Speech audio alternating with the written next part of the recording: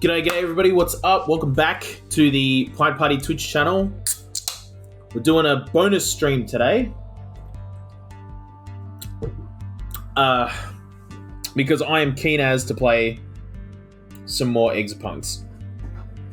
So, where we left off, and I always keep forgetting to do this, I'm gonna bring up the language reference guide for the manual. Where we left off was right here, trying to figure out how to make my heart tick. Now,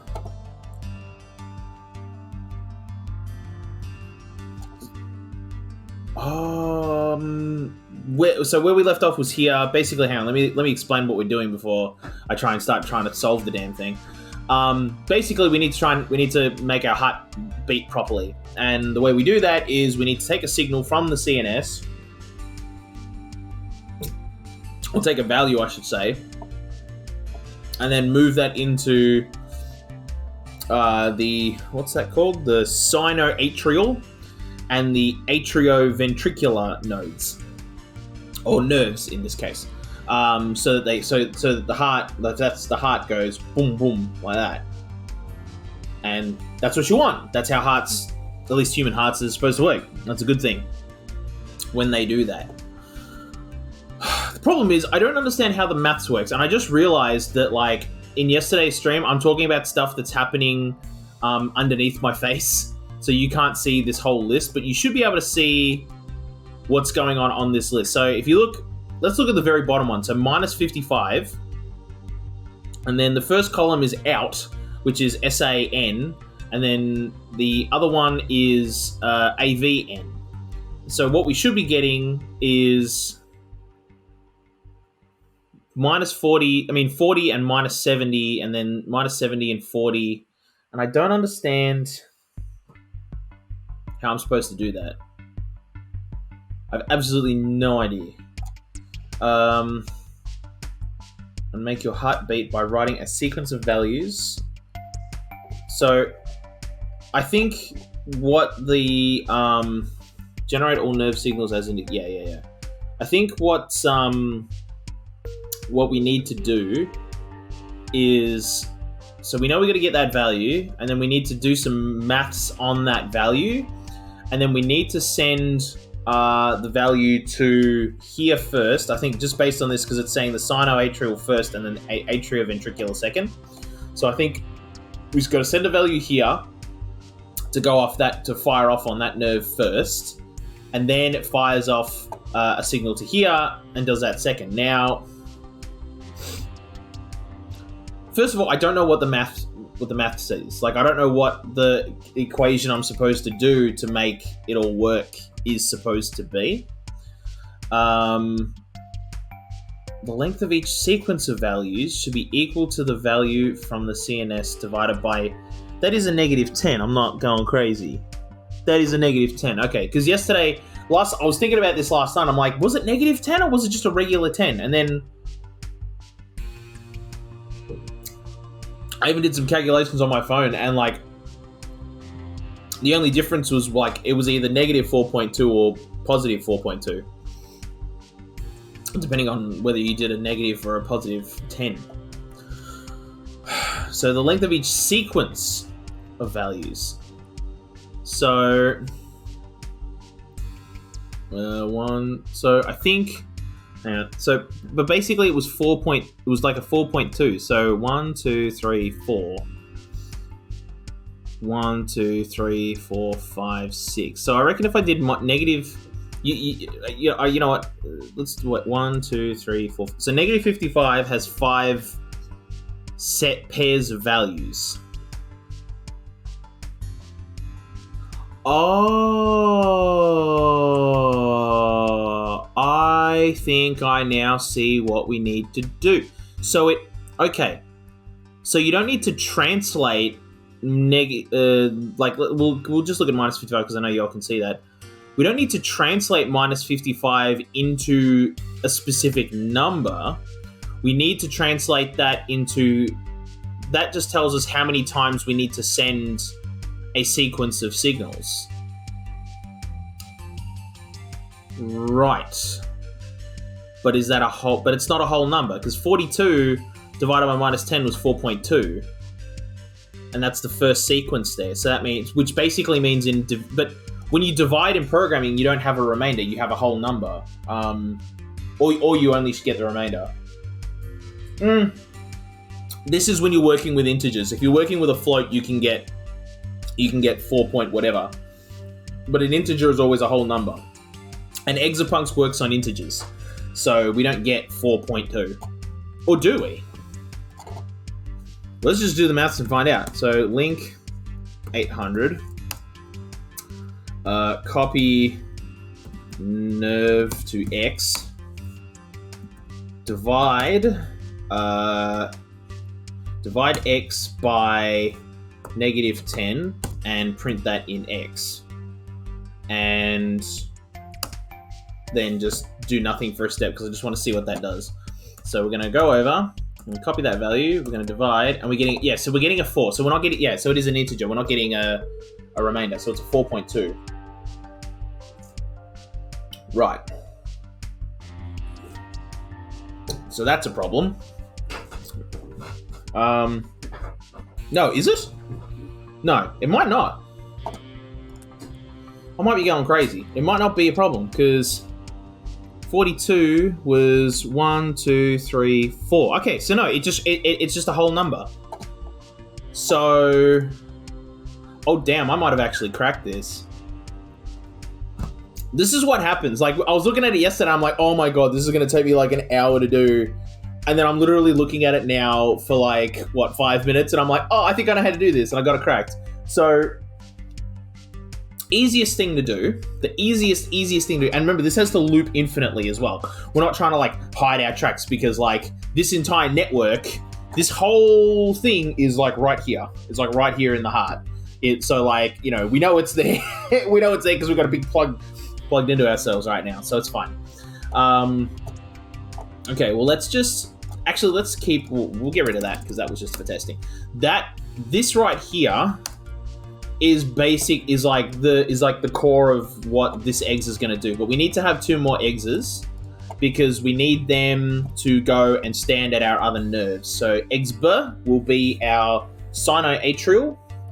So they're going to link 800, and then they're going to link 1. Oh, whoops. This all needs to happen on its own line. So link 1. Link 1 again. Link 1. Okay, so now they're there. And then exa is going to go into the atrioventricular. Damn, I was trying to remember the word. I was hoping I could just say it like sinoatrial. No, atrioventricular chamber. And so they're going to link 800 to go in to enter the body. And then they're going to go link 3. And then link 3 again. Okay. So now everybody is, and Exa, who's just like reading out the nerve inputs, just has to look over once. So they're good. They're all G. Okay. Cool. So now we need to make a loop. So we're going to mark this as CNS, I guess. CNS loop. So they're going to copy what's in there. Oh, wait a minute. Yeah, okay, this will be the CNS loop. So they're going to copy what's in the nerve to X. They're going to divide by what's in there by -10 and then reprint that value. That gives us our whole integer. It gives us how many times we need to send 40 and 70, which we don't even have to. We just have to ping each exa. Like, they don't... Yeah, so... Literally all these exas are going to do is... Like, from this point on, like, basically send a value. But they're always sending the same value, so... Well... Even though this says they're always going to be... Wait a minute. Are they the same values? Is it different values in here? Yeah. Wait a minute. Looks like there's different values. 40, 70, 70, 40, 70, 70. 40. Okay. Ooh, this got a little trickier. Because it's not like Expo is always going to send the same value every time. The value changes depending on where we are in the cycle.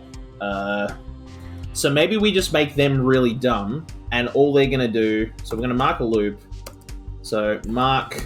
we'll call this one the sand loop, because this is the sinoatrial nerve. So the sand loop, and they're going to copy from M. They're gonna get something from the M register. Ooh, wait a minute. Oh, actually, that's not gonna work, because if it's all set to global, if I make Exa do the exact same thing, they're both gonna copy the same value and transmit it at the exact same time. Unless this is where we have to work out our timings. So let's just do this one first. So we're going to copy this into nerve. So that's going to send that over, and then it's going to jump back to sand loop. Literally, that's all it has to do. Over and over and over again. Like, it's going to do that infinitely. Okay, so Exa, though, which is over here, has to go second. So we're going to mark another loop, and we're going to call this atrioventricular nerve loop. And it's going to do nothing for a step. So while there's something going on here, while this step is happening, because remember, so far their instruction set is all the same length. So they're going to do nothing during this step. Then they're going to copy what's in the M register into nerve, and then they're going to jump back into their loop. So basically, they just kind of like, you know, they're just receivers. All they're doing is getting a data packet and sending it through. They're not doing anything else. They don't need to do anything else. So how the heck though?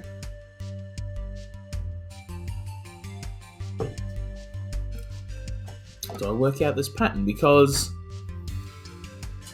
40, 70, 70, 70. 40, 70, 70, 70, 70. Oh, okay. Right. So it's only for the first sequence. Right, okay, so it seems like the pattern, just looking at these numbers, is always like, you know, the first one, the sinoatrial fires, that's the 40. I think 40 is basically saying we're firing, so that's the pump. And of course, when that's happening, the other one is doing nothing.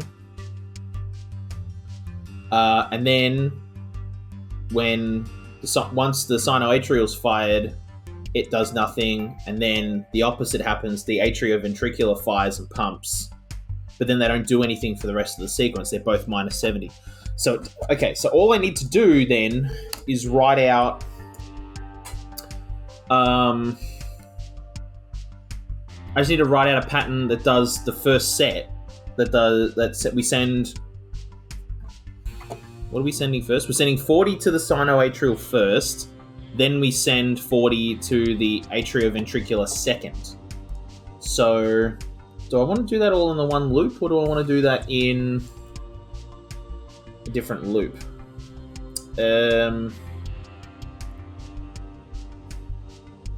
No, I want to do that in a different loop, because I want that to be separate. Because until while we're running a sequence, we want to do a countdown, and we don't want this happening every single time. So once it's done that, it will. Then we need to send off our sequence of values. So, but we need to do that as a loop. So we need to mark heartbeat. Let's call it heartbeat. And so then we need to because we've done the division. So basically we do the division, and this now becomes our counter for how many times we need to send a sequence of signals. But I think I need to do 2 sequences. I think I need to do 2 loops, basically. So I need one. I don't even really need a loop, actually. I just need this. Well, no, this won't be a loop. Yeah, I just need this to be a straight sequence because I need the first sequence to always be the same for every beat, and then just everything else is just always going to be minus 70. So, yeah, okay. I could probably make this more efficient. Just thinking it, but I'm not going to. I'm just going to do what I'm going to do, and then we'll see if this works. And if it doesn't work, then I think I've got an idea, like kind of percolating for a fix. But let's get this going first. So I think the first thing I need to do then is I need to copy 40 to M, because the first signal is going to sino-atrial. Yes, sino-atrial gets the first one. All right, and that's going to happen here first because this one's doing nothing at that time. And at the same time, we're going to copy minus 70 to M afterwards, and that's that first beat. Then we're going to copy minus 70 again to M. Whoops, minus 70 to M, and that's going to go to the sino-atrial. Then we're going to copy 40 to M, and that's going to go to the atrioventricular. So that gives us our boom boom, like that. But from here on... Oh, wait a minute. Oh, because it's every... Yeah, okay, so hang on. And we still want to make sure that our counter is working. So we're going to subtract from X 2 and write that back to X. No, we're going to subtract 2. Subtract 1, because each one of these counts as 1 in this sequence.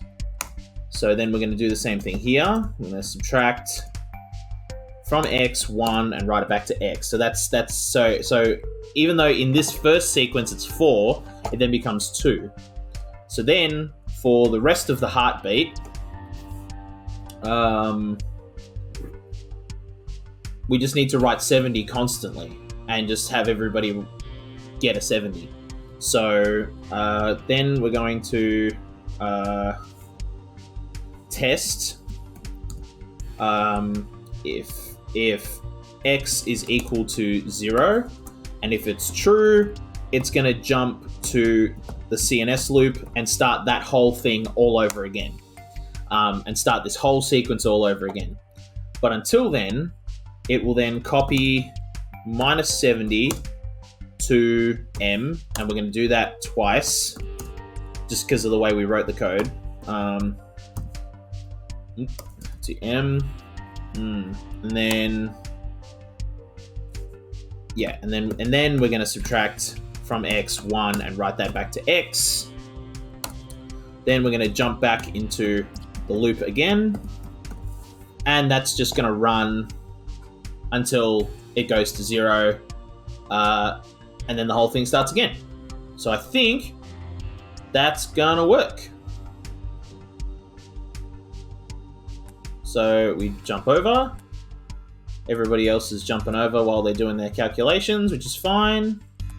We've sent 40 over. It's received the message. Then we copied 70 over, and it's received that message. Okay, so it's got a correct number, and then it's going to wait. Oh.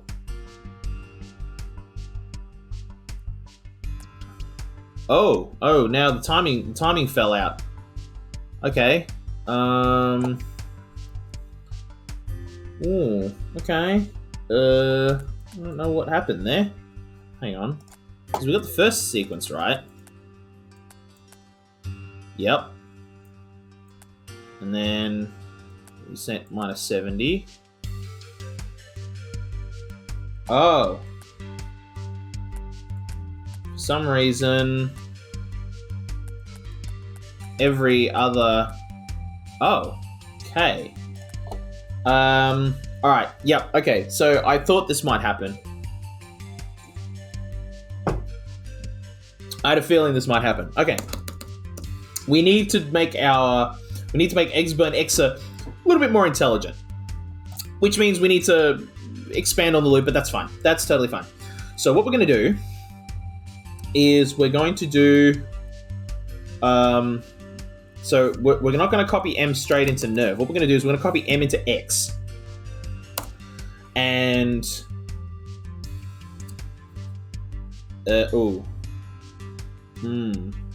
Actually...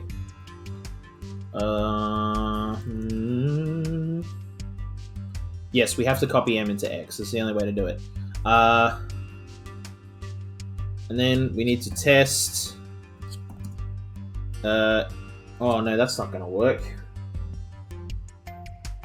Trying to figure out a way to like... Well, maybe we just don't send hard values. Maybe we just send... So instead of sending 40 and minus 70 here, maybe we just send 1, 2. And each one is its own little sequence. That could work, maybe? Okay. So 1 is going to be for the sinoatrial, and then 2 is going to be for the atrioventricular, and we're literally going to do that kind of infinitely. So maybe this loop, maybe we can pack this all into a loop. Maybe we don't even need to do this. Well,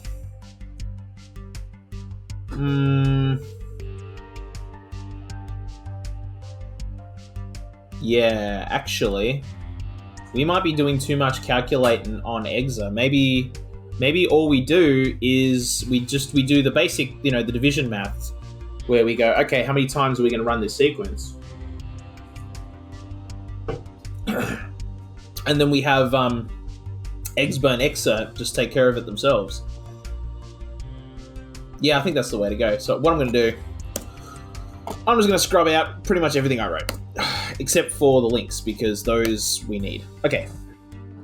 So what we're going to do is once we've got that,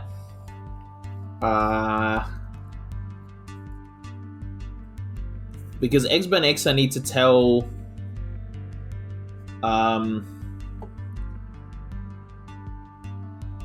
they both need to tell Exa to start this loop again.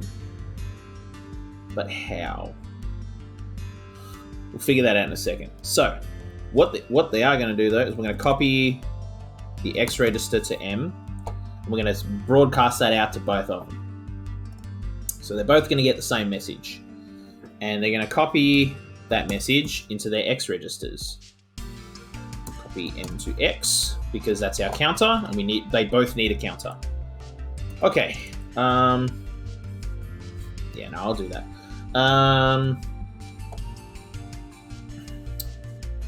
And then I suppose the one thing that's always constant is once they've received that message, they're going to copy. The sinoatrial goes first, so they copy 40 to nerve, and at the same time, I suppose these both have to happen like at the same time. I guess you're going to copy minus 70 into nerve, and then you're going to subtract 1 from X, and I suppose that has to basically be a loop. Well, not really. No, this isn't a loop yet. Yeah, no, we're not going to loop this. We're going to start the loop after this, because this first sequence has to happen. Well, it needs to be a loop. No, it does need to be a loop. So this is the heartbeat. Loop. Because we need a way to jump back to do this. So yes, these will be loops. And then, I need to have the subtraction happen here. From X, subtract 1, write it to X. Yes. Okay, and then each one is going to then basically kind of do a rest. So mark rest. Mark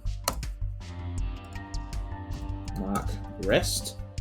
And I think the way we were checking whether we needed to like jump back into the loop, that bit of it is fine. So we're going to test if x is equal to 0, and if true, jump into heartbeat. Otherwise, you're going to copy -70 to nerve, and then subtract 1 from your counter and jump into rest again. And that is all going to happen at the exact same time in the atrioventricular nerve. Oh, and this is called heartbeat. Okay. Heater beat. No. No. Oh my god. Wait, copy. Yeah. Okay. Whoops. Okay. This is what happens when I try and get fancy. Okay, heartbeat. Okay, so now that should work. Oh, wait a minute. No, it won't, because then they'll jump back to here and they'll be looking. These two will be looking for more messages.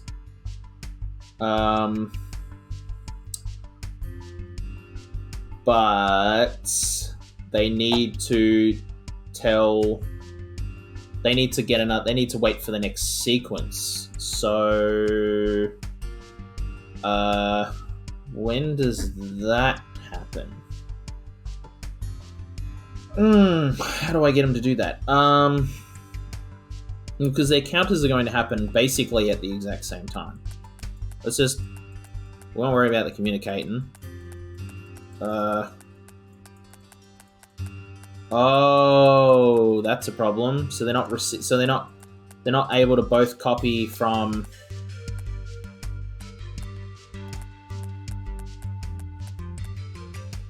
Oh, okay. So yeah, he's getting stuck.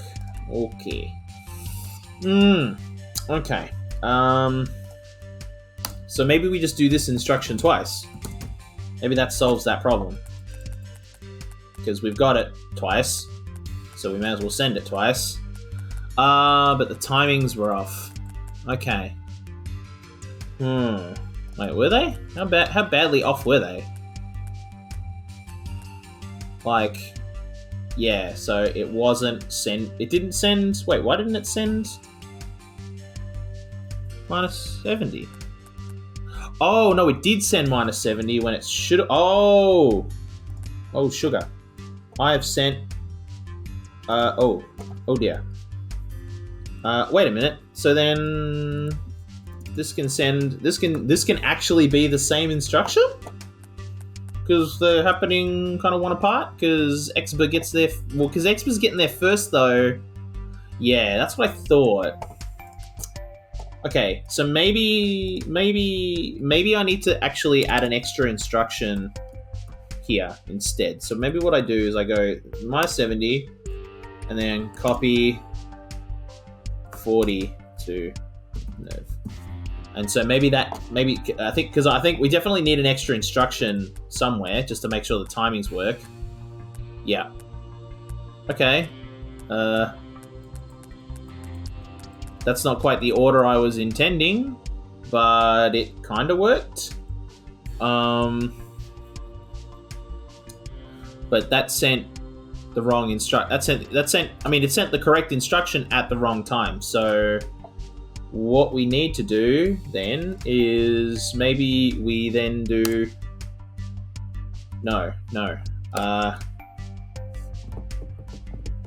okay.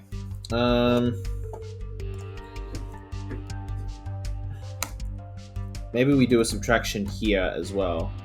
So this might be too much. This might mess up our timings, but let's try it. So just because I think the counter needs to be small, yeah, to match up. Oh, okay. No, that kind of worked. All right, that worked. So yeah, that made both their timers then match. Cool. Right. Okay. So that kind of worked. It's really like riding the line of like what I think is working. But that's because I'm trying to like have things happen in a certain order when all the eggses want to do everything all at the same time. So I'm trying to go against the nature of I'm trying to go against their nature. Okay, so I think we need to change this. We need to create another like it's loop, so to speak, another method.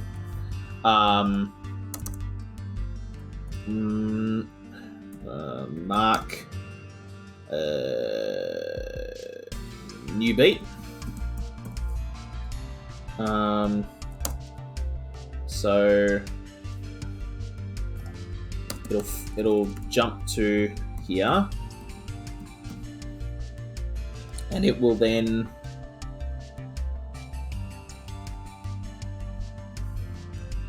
copy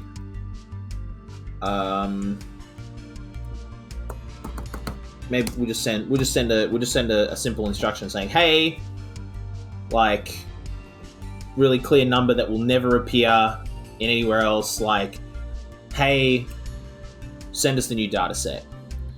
And then jump to jump back to heartbeat, I suppose, and wait for the next instruction. But I think I only have to do that once, because I don't think... Well, oh no, but this is going to copy, so... so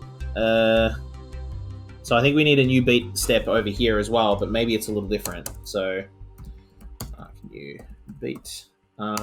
So instead of copying anything over, because it doesn't need to do that, it can just do nothing for that step. And then jump into heartbeat again. That should make the timing work. For here. So then what we're going to do is we're going to have a wait loop, and this will be test. Oh yeah, actually, yeah, test if m is equal to minus 9999. And if it's true, jump into the CNS loop. I think that's all that needs to be, because it'll sit there and it'll wait. Oh, no, it won't wait. It will not wait. What we will do is we will copy m to x, and it will test. Otherwise, just to make sure that this doesn't break, we will jump to the wait loop, and we will just keep doing that, because then it'll wait. It'll sit on this step and wait for something to come over this channel, this register. Hopefully that means that this extra jump wait loop is a useless step, is a useless instruction, but I like to be absolutely certain, and that makes it absolutely certain that if it falls through, it'll just jump back until it gets that value.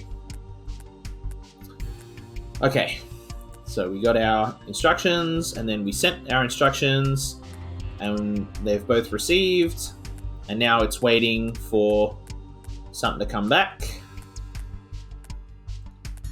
Okay, now it's sending 9999 over. Oh, but it sent it to the wrong person. Ooh. Okay, and that's gonna send exactly the wrong instruction. So, okay. So for new beat, hang on a minute. When did it? Because maybe it's not something to do with new beat, because it never even got into there. It just tested if x equals 0, and then it copied over stuff, and then it checked, and it did, and then it jumped over to...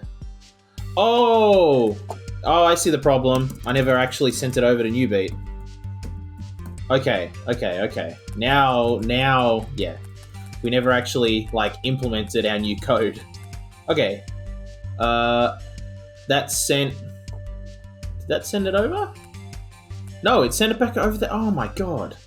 Okay. What we're going to do then is we're going to do this. This is what we're going to do. We're going to test if x is equal to 9999.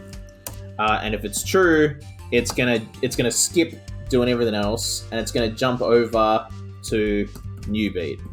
There's probably a way better way to do this, but I'm pretty sure this is gonna work. Actually, you know what? No. It'll jump to another thing called send beat, which is gonna freak out about. Well, this does nothing. This is actually doing nothing right now. So actually, it may as well be new beat. We may as well just make it into this step. Copy the value into the M register, just in case it's got something weird happens here. But that should make sure that nothing weird happens. So should now guarantee that we're sending things over the M register, and it's received them, and then it's going to wait for new instructions and send them in the correct time, and it all works. I think that's done it. Okay. Yeah, okay. So I feel like it's like totally unnecessary for this to send anything, but it kind of needs to make sure that like the message gets delivered. Like it can't send it straight here because this thing is also listening at the same time because as part of its regular loop, which it needs to do that. I don't want to change that. I don't want to mess with that at all. Yeah, okay. So I think that worked. Yes. Okay. Nope, something broke. Okay. So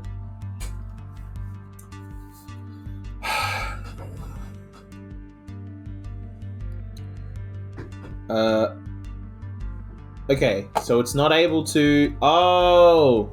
Okay, because it's getting a -9999 signal. So wait, why is it getting a -999 signal? Wait a minute. Which one is that? That's... Yeah, why are you getting a Oh, because it's been sent... This one's sending it at the same time. Okay. Right. So maybe I need to do a test. I need to do another test. So what I'm going to do is I got to make sure that, yeah. Test if X is equal to our new beat signal, and if it's true, jump to new beat. Yeah, that should work. Okay, so the first test worked, but it all failed on the second test. But that seems to have fixed that problem. Okay, so now if our timings become a little bit janky, if there's a mistime, if there's a misfire, we kind of account for it and make sure that like the only things being sent are how many times that sequence needs to happen and that we're ready for a new sequence. And we just constantly just kind of squawk out, hey, we're ready for a new sequence until we get something that isn't the new sequence number. Okay. Seems to be moving its way through. I think we might have done it. I think we've fixed our heart. I have solved the riddle to my heart. And hot damn, was it quite the riddle. All right. Oh my god, look at the size though. 49 out of 50. Because like, oh boy. Yeah, this was huge. But I can't see any other way of doing this. I mean, actually, I think... No. I think you could probably... What I probably could have done is instead of having... As I probably could have replicated the exes and had them, like, basically... I could have them, like, perpetually self-replicate. So, like, you know, this one grabs the number and then does its crunches and goes, okay, here's how many times I need to do this sequence of things. And then it replicates and sends things off to do stuff. And each one then kind of runs through its own sequence, which is basically the same sequence but slightly different for each one. And it runs through its counter and then they destroy themselves. And then the whole... that whole system starts again, is probably what I could do to make this maybe less jank, but this works. So, like, let's complete this. Yeah. Oh my god. Yeah. Oh wow, our activity is actually really good. Okay. So, okay, cool. So they must have people, oh yeah, because if you're doing the replication, you're going to have a lot more movement. Right, okay. But how are they doing it in less cycles and steps? That I have no idea. Okay, cool. All right. So we finished that though. Turn desktop. Do you ever wish you were a computer, a functioning computer? I mean, yeah, you not the slowly decompiling pile of scrap metal that I am right now. Not really. Well, that's not true. Like me personally, I am prepared to, like, you know, ditch this bag of rotten meat, put me in something that's going to last a little bit longer, because I'm sick of this thing. But in the context of this, I think no is the more appropriate answer. That's okay. I never wished for a human body myself, but they're interesting to learn about. Such strange design choices. Yeah.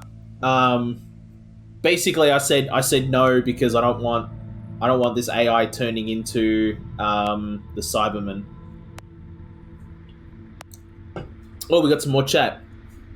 So nobody wants to join me in King's Random Online. I don't have time for games. It's a distraction. From what? From being the best hacker. Whoa, watch out, everybody. We got a badass over here. I haven't laughed that hard in a long time. What? I'm better than you. Damn, son. Time to throw down. Oh, another Trash World news. Replace words in a message sent to Ghast to change its meaning. Excuse me? Why do we want to... Okay. Well, this is flattering. Someone found a bunch of my network nodes and sent in a tip to Ghast. Too bad I can't have people knowing about me. You're going to have to hack me out of that message. Yeah, you how did you know that? I'm just going to play it innocent. I live on computer networks. Sometimes I see things go by. Oh, that's true. Yeah. Okay. All right. That's all. Yeah. All right. Yeah. If you see the packet go by and it's sort of like it just says, hey, yeah. All right. Fair enough. Okay. So find and replace the keywords in the target message. File 212 is directed by Ember. So that's in there. But is it in the same spot every time? Yeah, it's in the same spot every time. Okay. So it's in the same file. Okay. A list of keyword pairs indicating which words should be found and what they should be replaced with is available in file 300. For example, the keyword AI should be replaced with the keyword collective. Each keyword will only occur once but may occur in any order. Also move file 200 to the outbox. Oh, okay. So what's in file 200? Move this file to the outbox. Oh, okay. Right. Oh, okay. I see. So this is basically one of the first tutorial levels is you went in there, you picked up this file, and you moved it into an outbox. None of this was in here, but I think what it's showing is we're connected to Ghast's network, but we can now also see a bit more of that network that you really shouldn't see. But we can now because Ember. Right. So Um.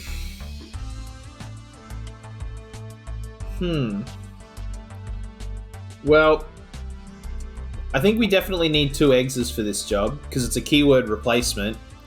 And there's no way that I can keep a keyword like in it like I can't keep 2 keywords and just like do a constant check. So Exa is going to do the keyword checking. So you're going to link 800, and then you're going to link 799. So that no, not 7,009. Oh, and it needs to be on a separate line. So that puts Exa inside of Ghast's network, the hidden bit of the network. Okay, and then we need to grab which one is it? File 212. We're going to grab file 212, and then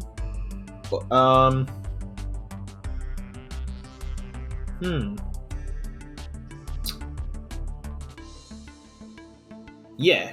And then actually, you know what? And then we're going to. I guess we're gonna wait. So if we copy, then we're gonna wait to copy M to the X register, and that'll be like, okay, what's the word we're looking for? It's gonna say, and then it can sit on that instruction until it gets something, but it might get something straight away if we do this. So if we grab 300. So you're just going to get that file, and you're just going to read it, and you're going to copy what's in there to the M register. And I think that'll just sit there until it gets called, so that'll get it called out, which is fine. Then you need to wait.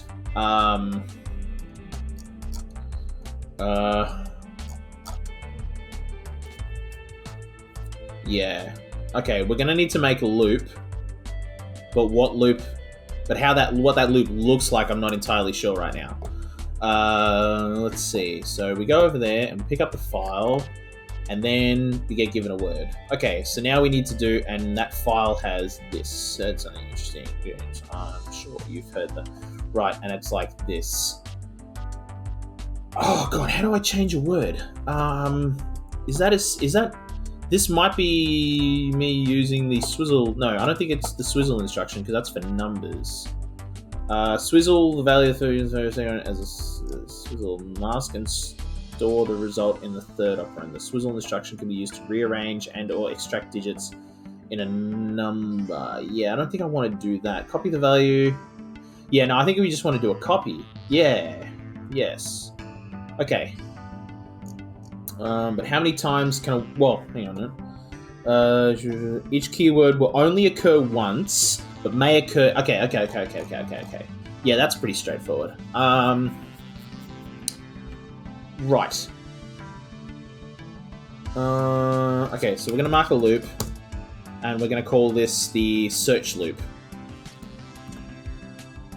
So this will be search. And what it's going to do is it's going to test if f is equal to x. So if this word is equal to what's in its X register, which we've already copied across, so that'll be the keyword. We know the first word is the keyword, the second word is what we replace it with.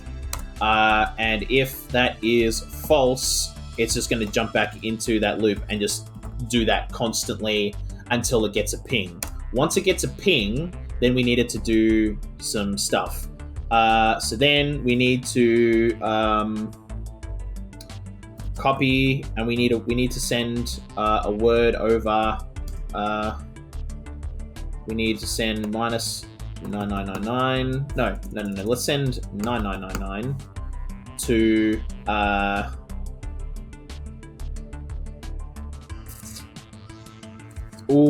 because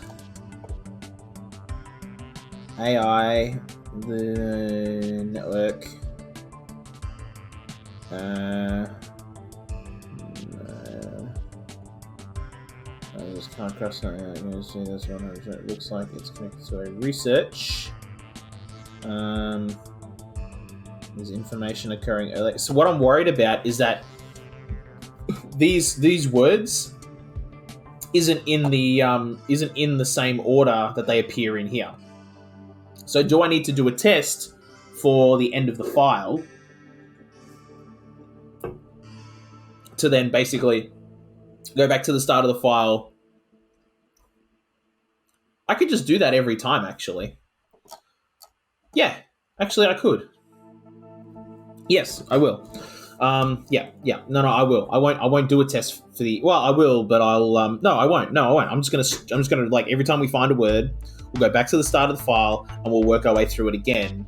Yeah, that all but guarantees that even if they're out of order. So like, oh, but you look like you've done. Oh wow, it's just come like contact. Looks the. Yeah, see, look, Informer Bob is occurring before research. So, yeah, okay, so that is the way I need to do it. Okay. Cool. Right, okay. So we're going to copy that over, and that's how, hey, I found the word, now I need you to send me back the word I need to replace it with. And we can actually just copy that straight across. Copy M into F. Wait. Do we? Maybe we do. Because it might move. It might have already moved over when it hits a match. So that might be a problem. And if we, I mean, it's not that big of a problem. It just means we need to add a seek step. But like, I don't know if that's actually going to work, but we'll find out.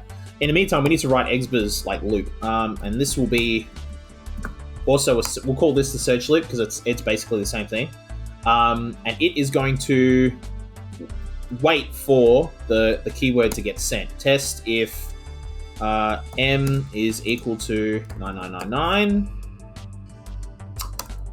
If false, jump to search. So that can just do that over and over and over again until it gets a signal. Otherwise, it'll fall through. Is that the best way to do that, or should I copy it into the X register? I should just copy into the X register. Yeah, that's the way to do it. Because it would reduce the number of cycles. It would bring that score right down. Let's do it this way. If it breaks, we've got a backup solution, basically. Okay. So if you get 9999, you're then going to copy F again into the M register. Because... yes. Yeah, because that gives us the word you're going to replace with.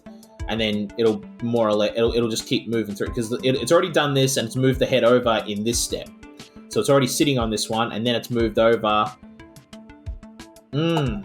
Okay, so how do we then get next keyword to go over? Ooh, okay. How do we send the next keyword? I suppose we do another test? Yeah, actually. Yeah, because then we'll do another test and we'll send over another, we'll do the replace over here. So we copy what's there and then we'll copy 9999 again to M, and then we'll wait for it to send whatever's back and put that in the X register, and that'll be our next keyword. Yeah, this can be really, really simple. I think that's the best way to do it. Yeah. Right. But we still need a way to test for once we've gone through this list. And I think that's got to come down to that's got to be Exba's job, because Exba really determines once we've used up all of our keywords and all of our words. Yeah, so then we need to do a test for the end of file. Oh, wait a minute. So hold on. Copy. Yeah, so copy that into X. Hold on. And then seek. So we're going to go all the way back to the beginning of our file and then jump back into search. Yeah. we're gonna need to do more here in a sec, but like that at least gets us our first part of the loop working, where it's going to receive a word, it's going to look for that word, it's then going to receive a keyword, and it's going to replace that keyword, and then it was going to find the word, replace the word, and get the next keyword, and just move through that.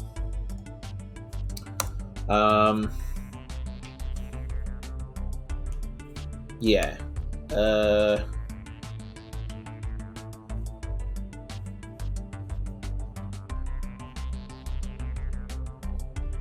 Yeah.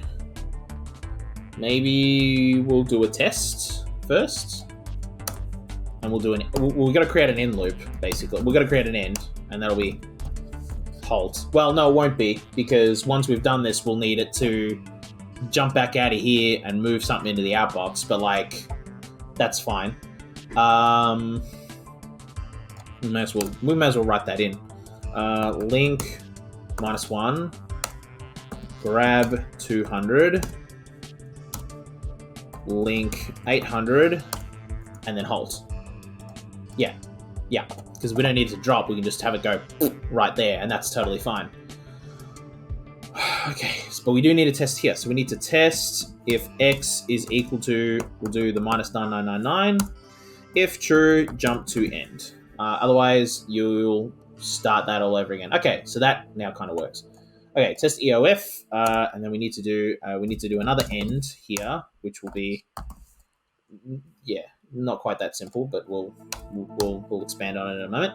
So we're going to test if we're at the end of the file. If we're at the end of the file, if true, we're going to jump to end. Otherwise, we're going to jump back into search. Okay.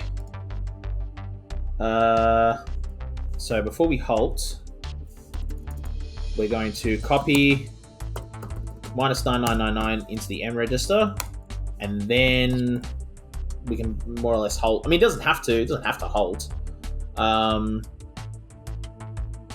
But it's just cleaner, I guess. I mean, it's a useless instruction. Once it runs out of instructions, it'll just blow itself up. So that's all it needs to do. Well, I don't know if running out of instructions counts as a success, but it's sitting in our host, so it can just run out of instructions and then just go dead. Like, that's fine. Exapunks never leaves the host. But whatever. All right, let's actually see if everything we did so far actually works. So it's moved over. It's grabbed. Yep, it's grabbed the file. It's found the word, and now it's looking for if the word's correct, and it's moving around.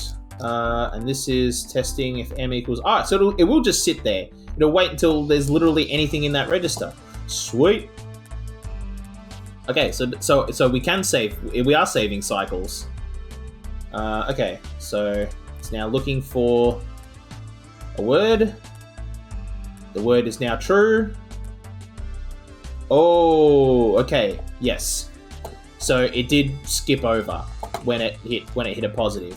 So what we need to do is, well, yeah, no. We can do all of this, and then. Oh no, hold on. Oh yeah, no. So before we copy M to F, what we need to do is seek -1. So we need to go back one, and then we copy. That'll work. Okay. So let's go over to that word. So AI, it tested positive. It jumps over. It says, "Hey, send me the next word." It then goes back to AI, and then we are copying that keyword over. We're saying, "Hey, the word you want to replace it with is collective," and it's going, "Okay, my dude," and then it replaced it. So heard about the collective, yes, and then it's saying, "All right, I got that. Now send me the next keyword," and it's going, "Okay, yes." Okay, so it's copying, it received the word, and it goes, "Okay, the next keyword you're looking for is network." And it goes, "Sweet." So we do that. We got the word, and the word was network, not our kill code. So we went all the way back to the start of the file, and now we're searching again. And we're going to move through and replace every word. So hopefully this now runs.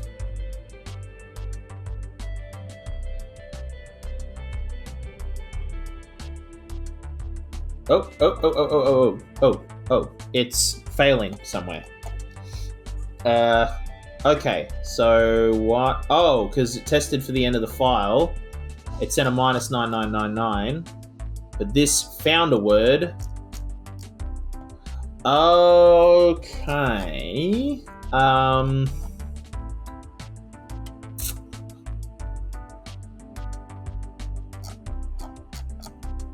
Yeah, so it sent that over. Oh, but it's trying to send something over as well. Right. Actually, so what we need to do is we need to put this first, I think, is the way that's got to go. I think.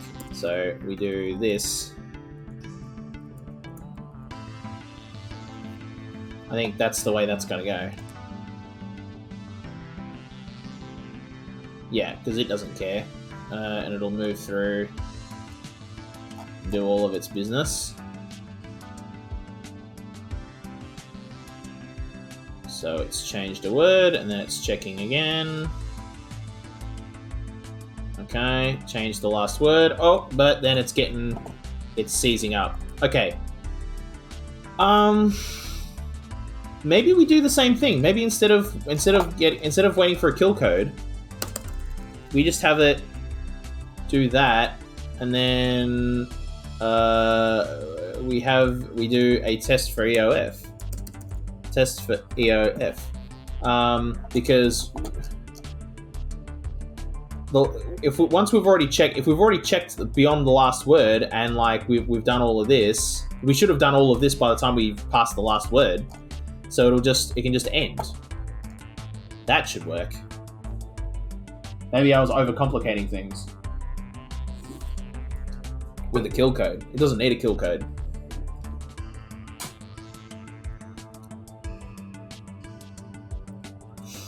Okay, so now we're on, yep, changing inform above to major cheese. Oh, but it's failing.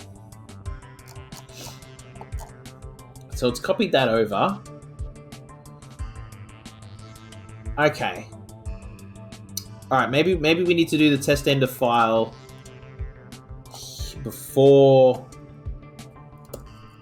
we send over, because that's where it's seizing up, is right here. So maybe if we test for the end of file before we do this, that'll work. Kind of saves us. I mean, it seems to be saving us on cycles, because I mean that cycle is completely unnecessary. So once we've changed, boom. Oh, they both ran out of instructions? What the heck? Shouldn't have. Why are you... Yeah. Now link -1. Oh, because it's still got the file in its hand. Oh my... Oh. Yeah. Oh. That's what I said. Exes are dumb. Okay. But we got to here. Right, okay. And then we drop the file. We go back. Grab the new file. Do that. Okay. Oh my god. Oh my god. Okay. What's in that secret? There's a private server here, by the way. I don't know what's in there. 237. Occasion that brings us back into contact with each other. We can't change the past, but we can focus on the good memories instead of the bad ones. Though it may sound strange for me to say it, I'm glad you found a purpose in life. Even now, it's never too late for that, okay. Well, I don't know what any of that means, but I just read his private emails. I feel bad. I feel bad about doing that. I probably shouldn't have. But at the same time, Gast will never know unless I tell him, so. Our code works. I'm pretty confident on. So if we just run this, it should just now do its thing. But I want to make sure it survives beyond one test. We know it'll work in this test. And I'm pretty sure I've designed it so that, because it's always going back to the start and starting with it runs through every single word. Oh, Yep. Here we go. We got a freeze. Okay. So what's the problem?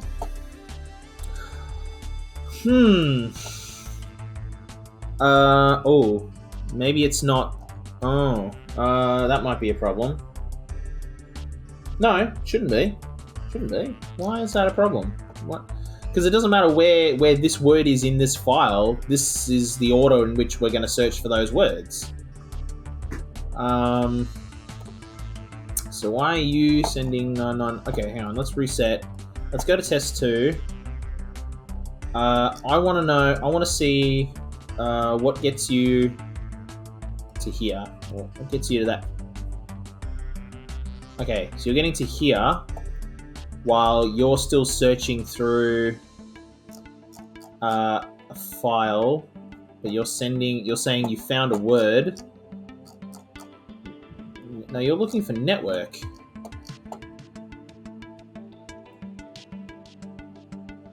Oh, okay. For some reason, you never sent over... Wait, yes you did. Oh, okay. Right. Okay. So maybe it does need a kill code. So maybe it would test the end of the file.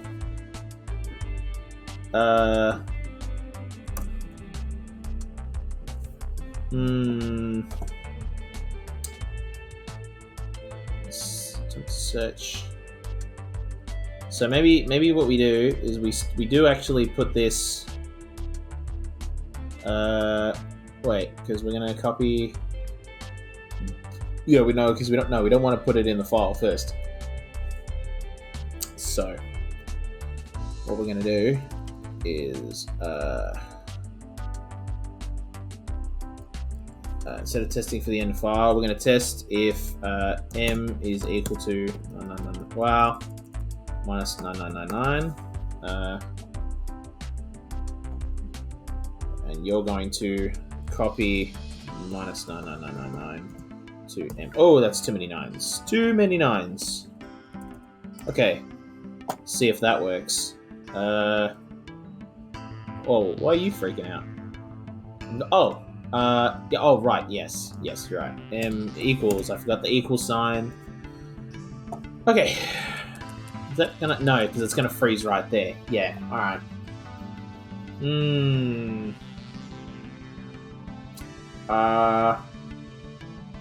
No, we don't need to test if M equals. What am I doing?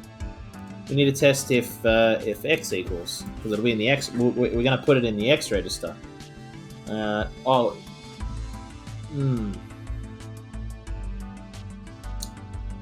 Wait.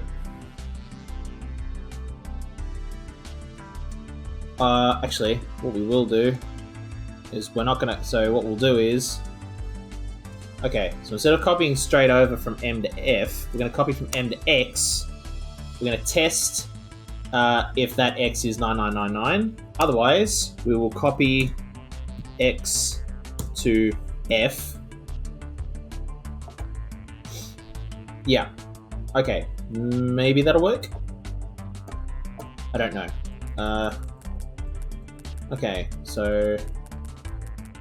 Still looking for a word. It's looking for a word. What word does it look for? Research. Where is it? Research is right there. Okay. Research. Okay, so it finds the word. Goes, it's true. Okay, it says, hey, I found a word. It goes, sweet.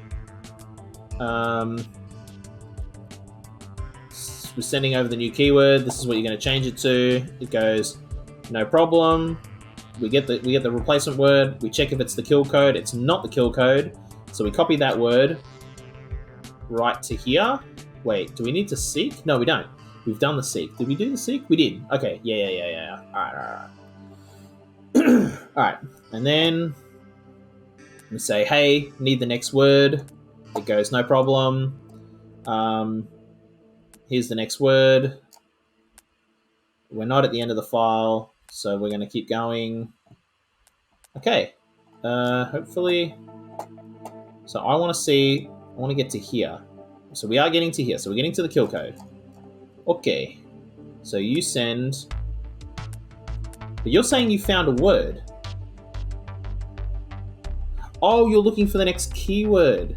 Oh. Oh. Okay. Okay. And so you're getting jammed. Right.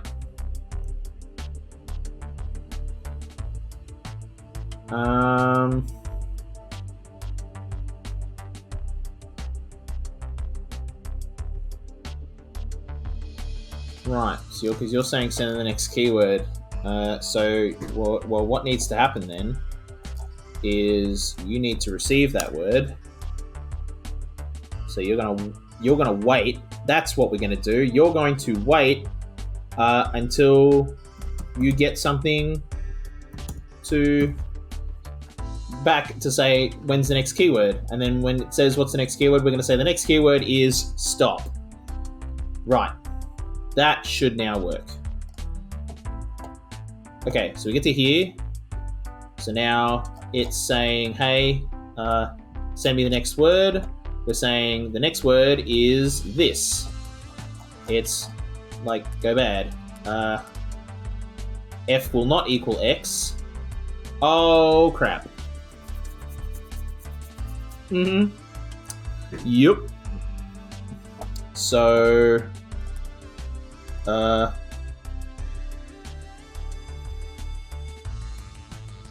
that tells us then that everything we were doing before that point was totally fine. So we could just save an instruction, do that,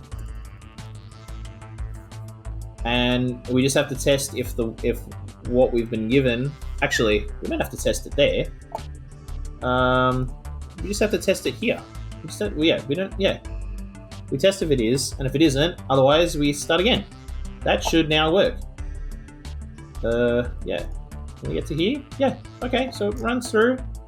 Right, it's going to send over 9999. Oh, wait a minute though. Wait, yeah, no. Okay. Yep, because we're waiting for the keyword. And then it's 9999. So you're going to drop the file. You're going to go back and do your business. And it worked. Okay. So let's see if that worked let's see if that works on test 1 as well. Should.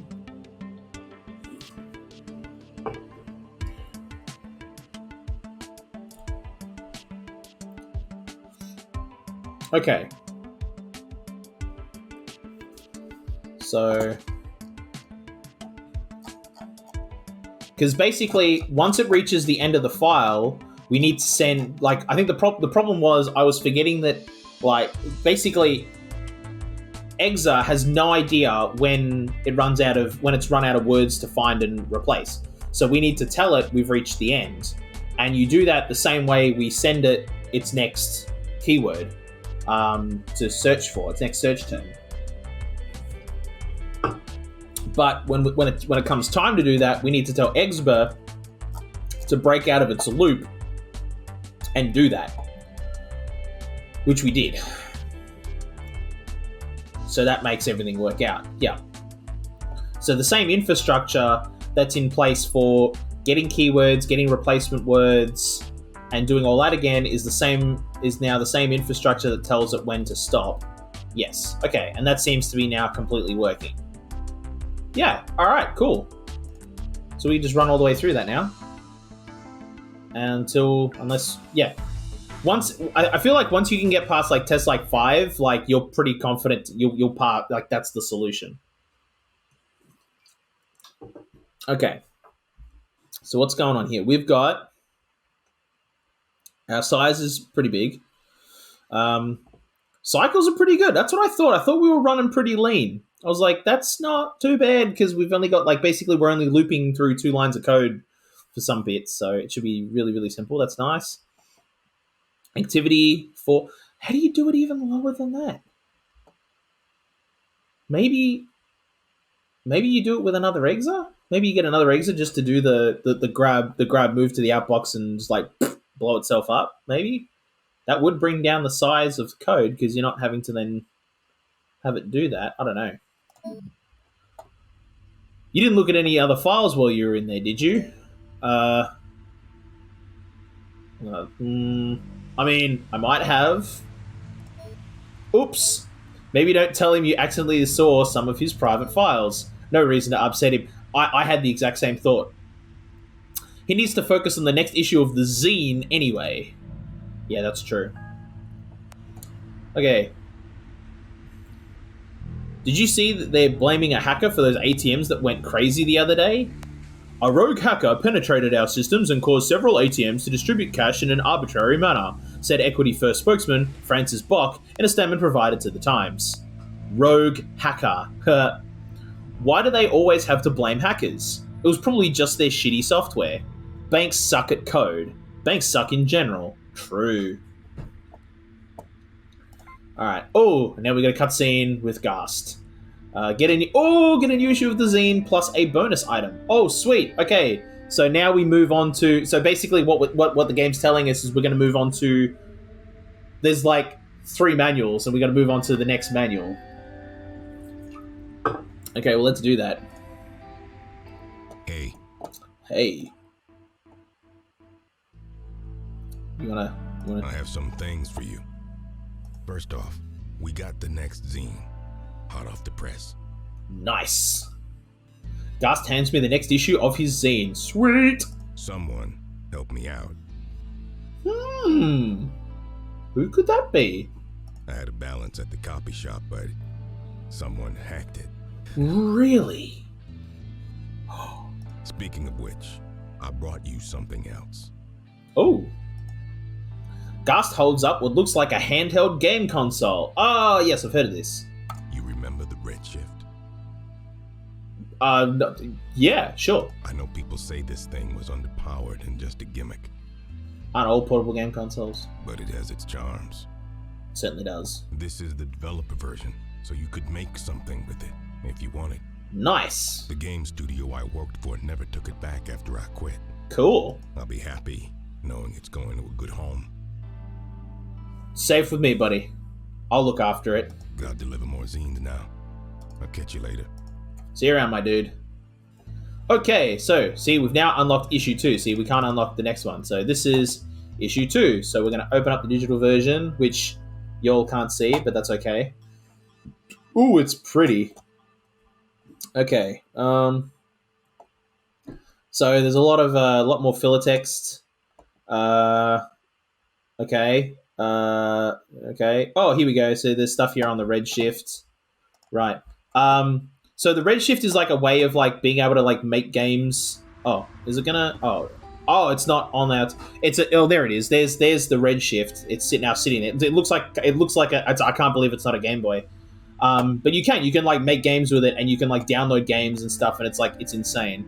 Oh, here we go. Got more chat. Ooh, I read about hacker battles in Trash World. Anyone want to battle me? I don't have my own server, but I took one. Find me at the TV station, chumps.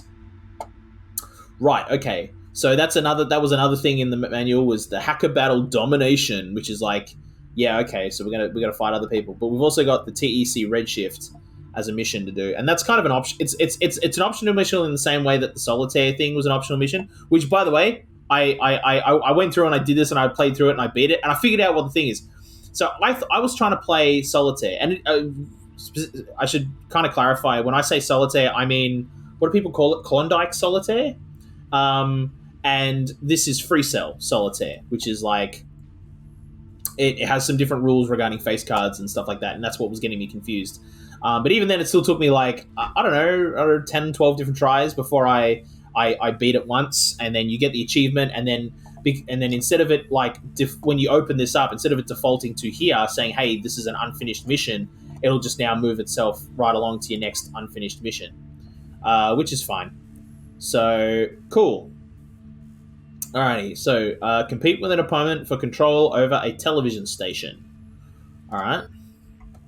You're going to join in on a hacker battle, but you never say anything in the chat room. Ooh, I just lurk these days, or exits speak louder than words. One's a bit more... I feel like one's a bit more, bit of a cocky response. One's a bit more kind of Han Solo. of response. I'll just say I just lurk these days. I guess the only thing that really matters is your ability. In theory, it's a nice ideal. Right. Okay. So this is like the multiplayer component to Exapunks, and you can play against your friends and stuff like that. If you've got other friends who play Exapunks,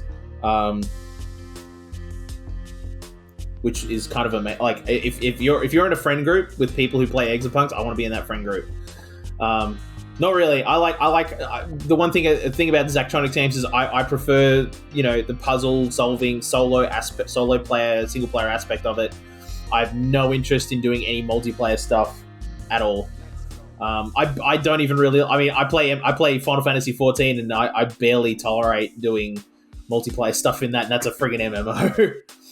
Okay, so what are we going to do this thing? To win this battle, you must make your movies play for longer than your opponents. A movie will play when that movie's file is the only file sitting in a channel host. Oh, okay. We've got channels here, right. Gain 1 point every cycle for each of your movies that is playing. Okay. Files 210 and 211. Oh, okay. So our movies are these two here. Right. Okay. 210 and 211. Right. Lose 1 point every cycle that a movie file that isn't yours, which is every other file, is held by an exa. Oh, right. Is held by an exa you control or is sitting in your host. Lose 1 point every time one of your exas executes a kill instruction. Right. Okay. Note that you may only battle your Steam friends after beating the NPC opponent. To view the list of possible opponents. Yeah, okay. Yeah, which we're never going to do, so that's fine. Okay, so we can't do the kill instruction, because if we do that, we lose points. And I don't want to lose points, if at all possible. Each battle has a limit on the number... Okay, so this is probably important. Let's have a look at this section of the manual. Okay, so 2 players connect to a neutral battleground network. Each of them uploads their pre-programmed exas at the same time, which run their code and battle each other for the highest score. Each network features its own unique scoring system. The goal might be to do things. Winner is crowned and achieves the right to brag about it forevermore. And listen to a bit or something else. Yes, cool. Figured that out. Already happening. Yeah, okay. So, each battle has a limit on the number of cycles that will be executed. When you reach this limit, the battle ends and the player with the most points wins. Right. Okay. Oh, and there's a storage limit. That's probably how many... there's limits to the number of exas and drop files that each player can have in the net. Okay, so I can't just like spam and just like flood the network and just like basically use up all the memory by like replicating a bunch of exas and just have them squat. Okay, so we can't do that. Cool. Right, and that's your points. Okay. As limit wins and battle multiple test runs. The player who wins the majority of the test runs wins the overall match. Right. Standard network. Test turn files moved around by your opponents when you expect it. Develop flexibility. And maybe take another look at Gus' article about error handling in issue 1, runtime errors and how to exploit them, for more information about how to handle or maybe even exploit this uncertainty. Okay. Right, so this is, I think this is basically the first time, well, it's not really, it's technically the first time it's not the first time we've had to deal with enemy exas, but it's the first time we've had to deal with an enemy exa that actually shoots back. So, okay. I think we take full advantage of our storage limit, and we create as many exas as we can, because we want to be at full strength for this. So, obviously the first thing we need to do is enter the arena. I think, regardless of what all of them are going to do, they've got to all do that. Okay. And then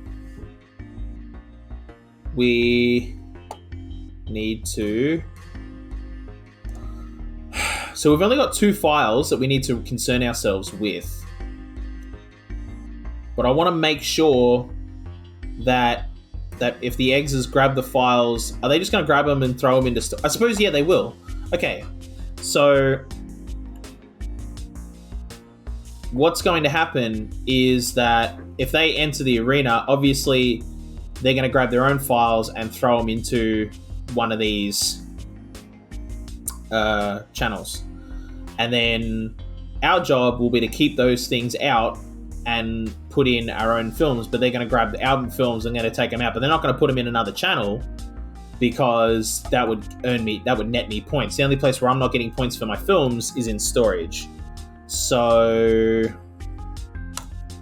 just trying to think of like a loop that would work for that, because it's got to be a loop, but it's got to be a loop with an endpoint. Maybe I don't think it does need an endpoint. I think they could just run indefinitely.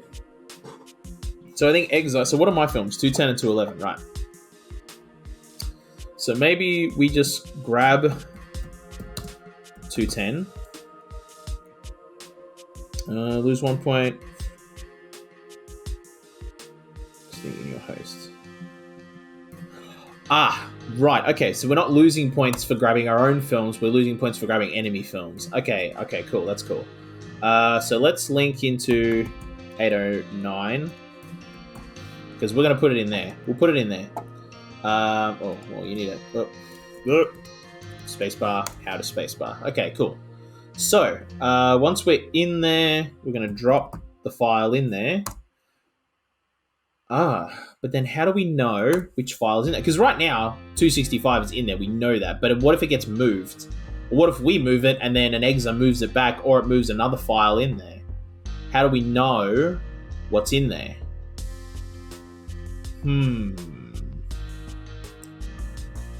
Ooh, I don't know how to do a test for that.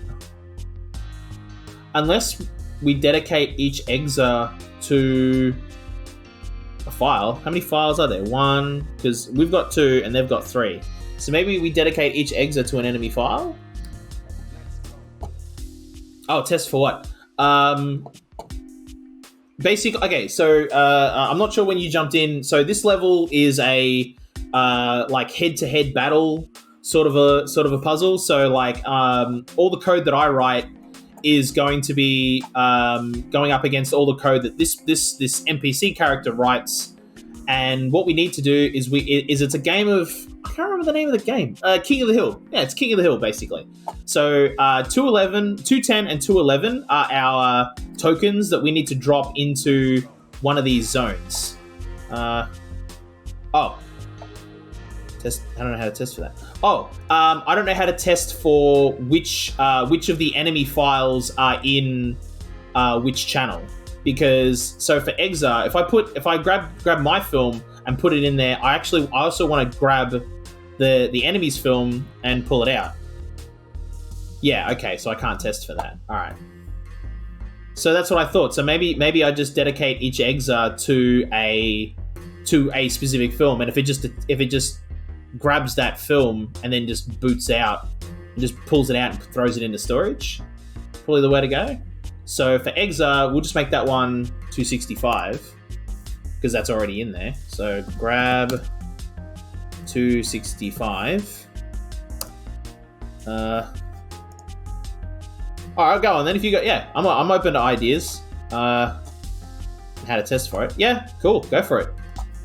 Send it, dude. I'm just gonna keep typing this out while you do that. So grab 265 and then it's link -1.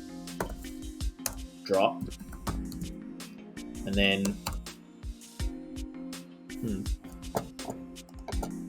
can create 2 new exes. Yep, yeah, got 2 exes. Yep, two other exes, I should say. Yep.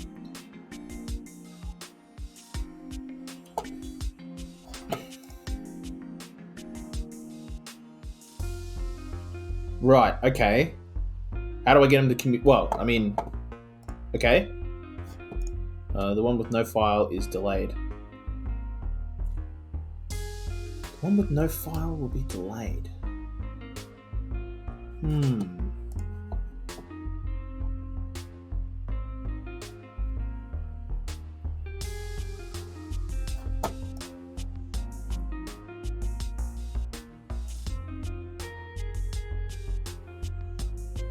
Right. Okay. So the local M register isn't actually a thing I've like really messed around with yet. I've only been using the global M register. If the value is a file, then there is a file.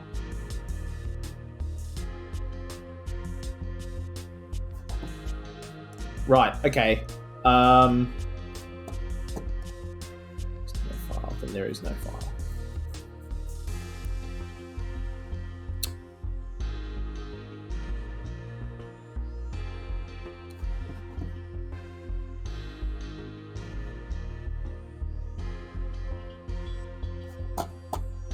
If there's a file, then we'll tell you if there's no file.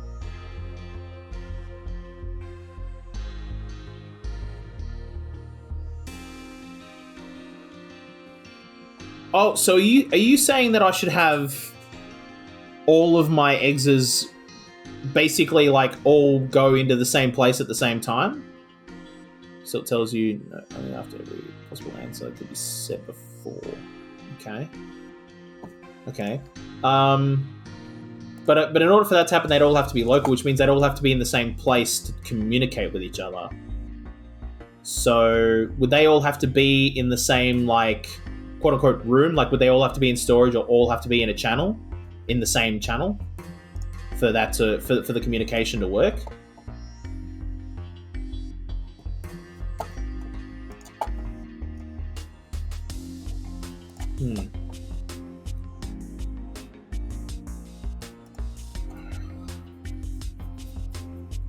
Okay.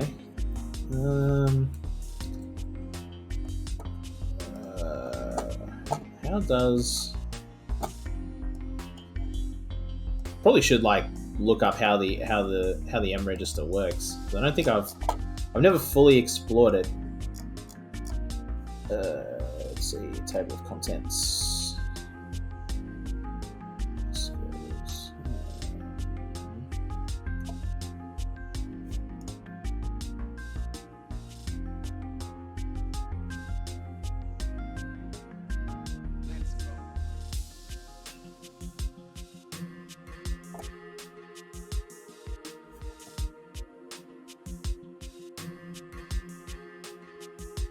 Wait. So,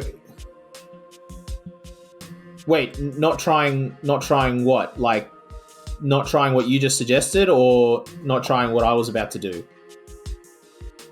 Because even I'm not even sure what I was about to do anymore. I'm now gonna like, I just like consigned myself to like, okay, I need to like look up how an M register works.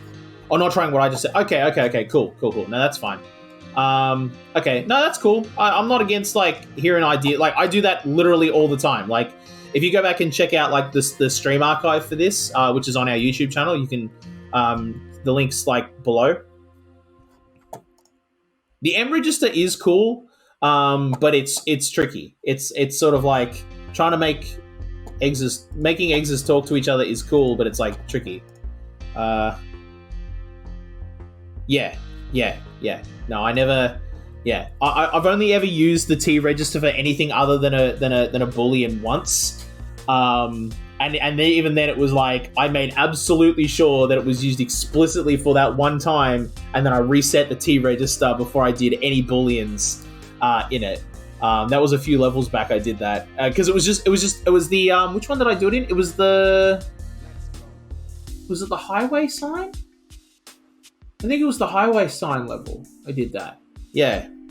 All right. Anyway, well, now I don't remember what I was going to do with this. So we'll just start that again. Okay. All of our exes. I definitely want to have 3 exes though, because I just want to make sure I've got like the bodies to throw at this thing. Although, I mean, I might do a replicate instruction instead, in which case one of these I'll have to get rid of. Wait a minute. Ooh. Can I go? Or no, I feel like no, that's unsportsman. No. If I do the replicate instruction and then, have it execute code, whatever, does that replicated exit count towards my storage limit? I think it probably would. Like, yeah. Like, don't pee in the pool. Yeah. Absolutely. Yeah. Yeah, don't screw with the T register unless you like really know what you're doing. Yeah.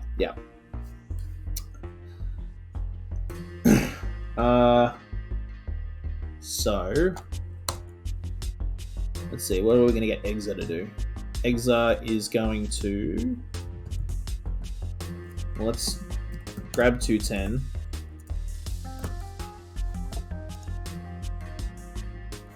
Oh yeah, right. So extra jump on each play. Yeah. No, I knew. Yeah. It's not saying whether replicated exas. Like, so basically, if a child exa, if it's only counting the parents, or if children are also counted towards the storage limit. Like, if that's... because if children are being counted, then we can't just like... Yeah, it is. Okay, cool. That's what I figured. Because, like, otherwise it would just be like, you could just cheese this and, like, flood and just, like, fill up the entire thing with exas that you control and just, like, boot the other exes out and just be like, I win because I flooded the network, and just, like, jam the whole thing up. Yeah. That's just cheesing it. So you can't do that. That's fine. I'm going to grab our file. We're going to link to 809. I mean, I know I wrote this code before and then I deleted it, but, like, I'm just going through it step by step just so that, like, I know where I'm at in the code. Okay, it's linking there, and then we're going to drop that file because then we don't need it anymore. And we might turn this into a loop later, but, like, just for now, let's do our basic instructions.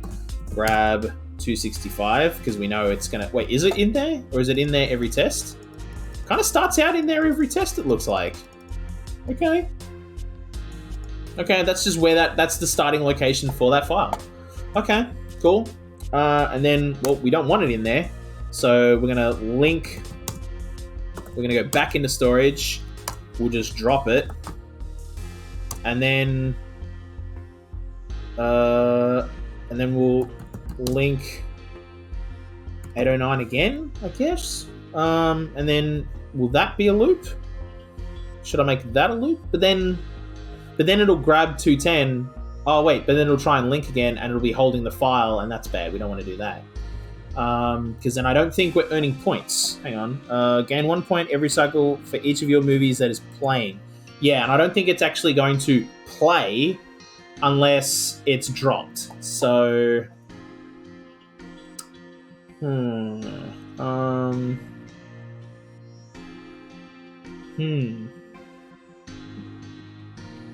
You know what? That can just be the first... That can be the opening move, because we want to obviously get this out of its starting location. And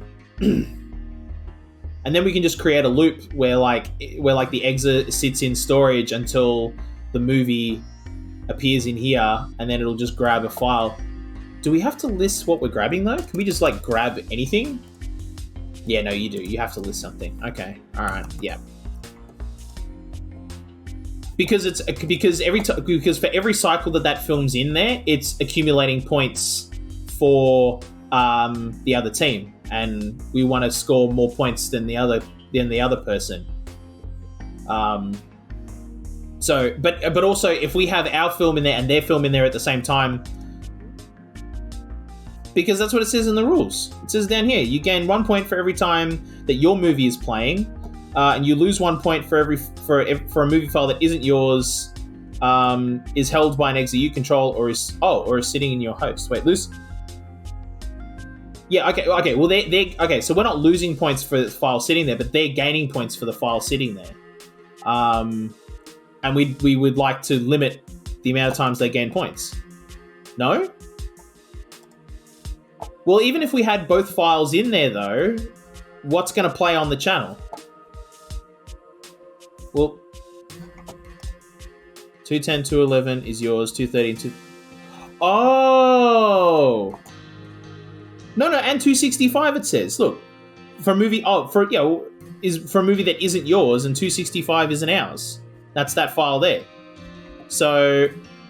Are they gaining points?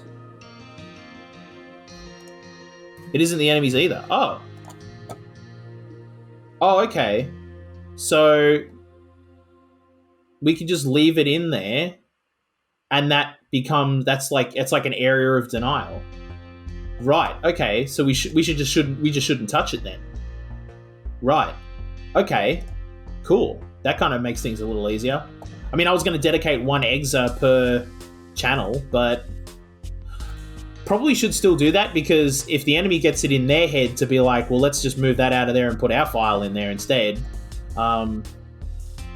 we're still going to win mathematically, because we'll be earning 2 points a cycle and they'll be earning 1. So it actually kind of doesn't matter as long as we keep our channels with our stuff. If we control these 2 channels, we'll win just through basically attrition. Yeah, okay.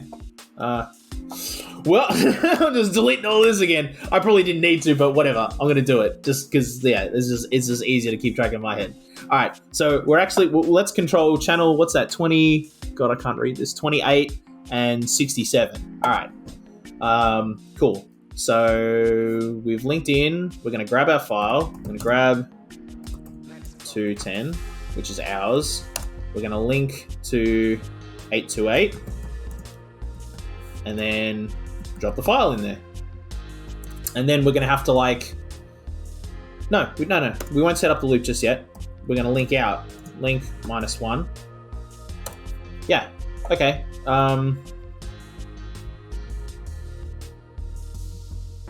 Yeah, all right.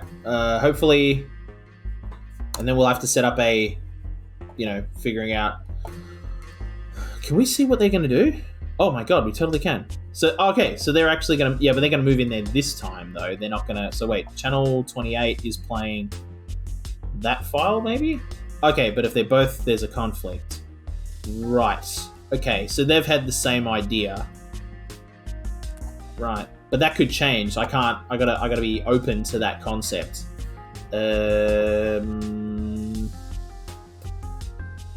Okay, maybe what I'm gonna do is I have a dedicated Terminator exa, and yeah, because they've agreed. So yeah, because they're gonna use this as, this is neutral ground. We're not gonna fight over this. The fight's gonna be over here, I think. So let's set up exa and exba, and their whole job is to just keep our files in these channels, and maybe remove.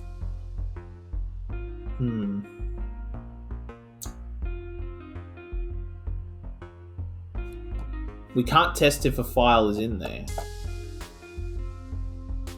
unless we grab it. But if we grab it, if there's nothing to grab, it'll just seize up. So,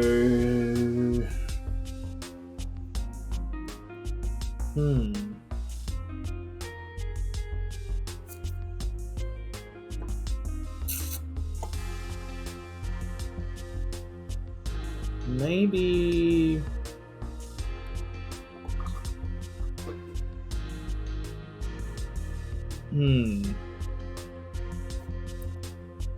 Well, so far we definitely want to do that. So let's get our next one.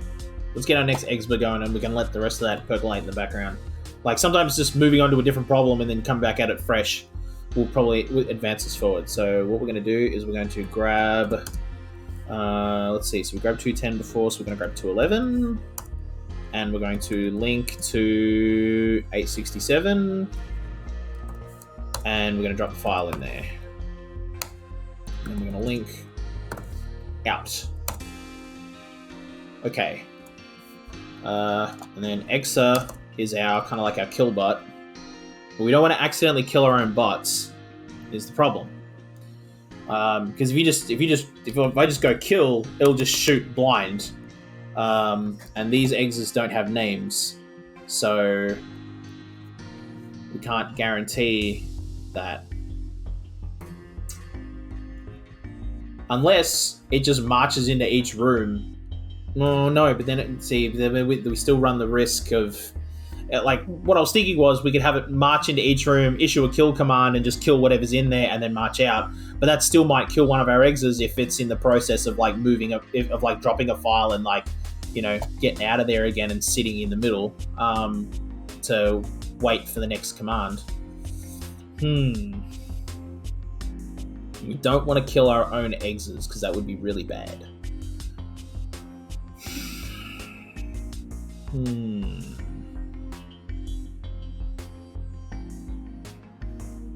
Okay.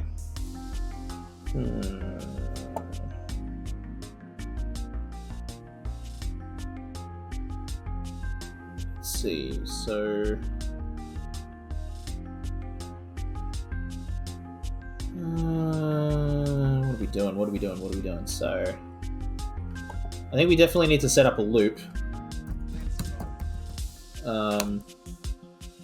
For like making sure our file is always in there. Once we drop them off, well, it's going to drop its own files in there, isn't it?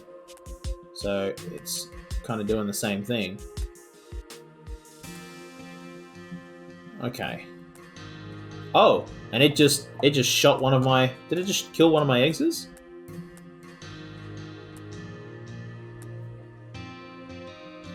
No? Wait.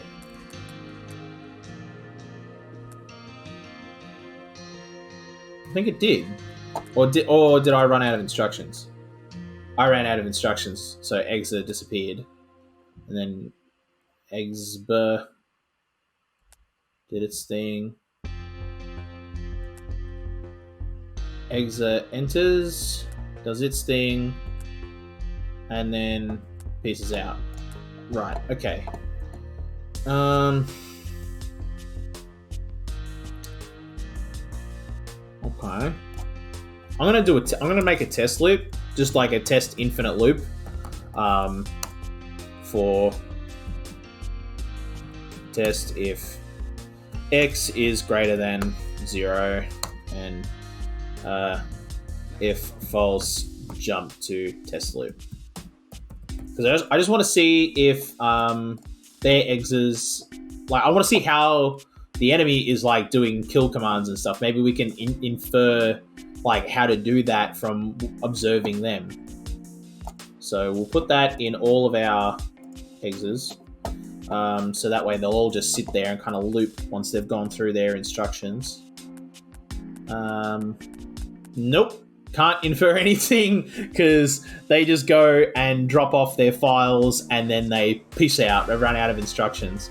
Okay, cool. So, but they're not killing. They're not killing though. That's telling. Like they're grabbing files, they're dropping files, and then they're just halting.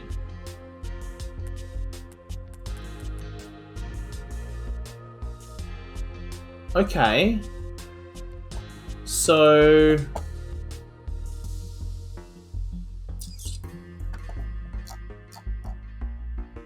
maybe they're not doing kill commands at all, which would make sense because you lose points for a kill. So, okay, well, let's get rid of our test loops because we don't need that anymore.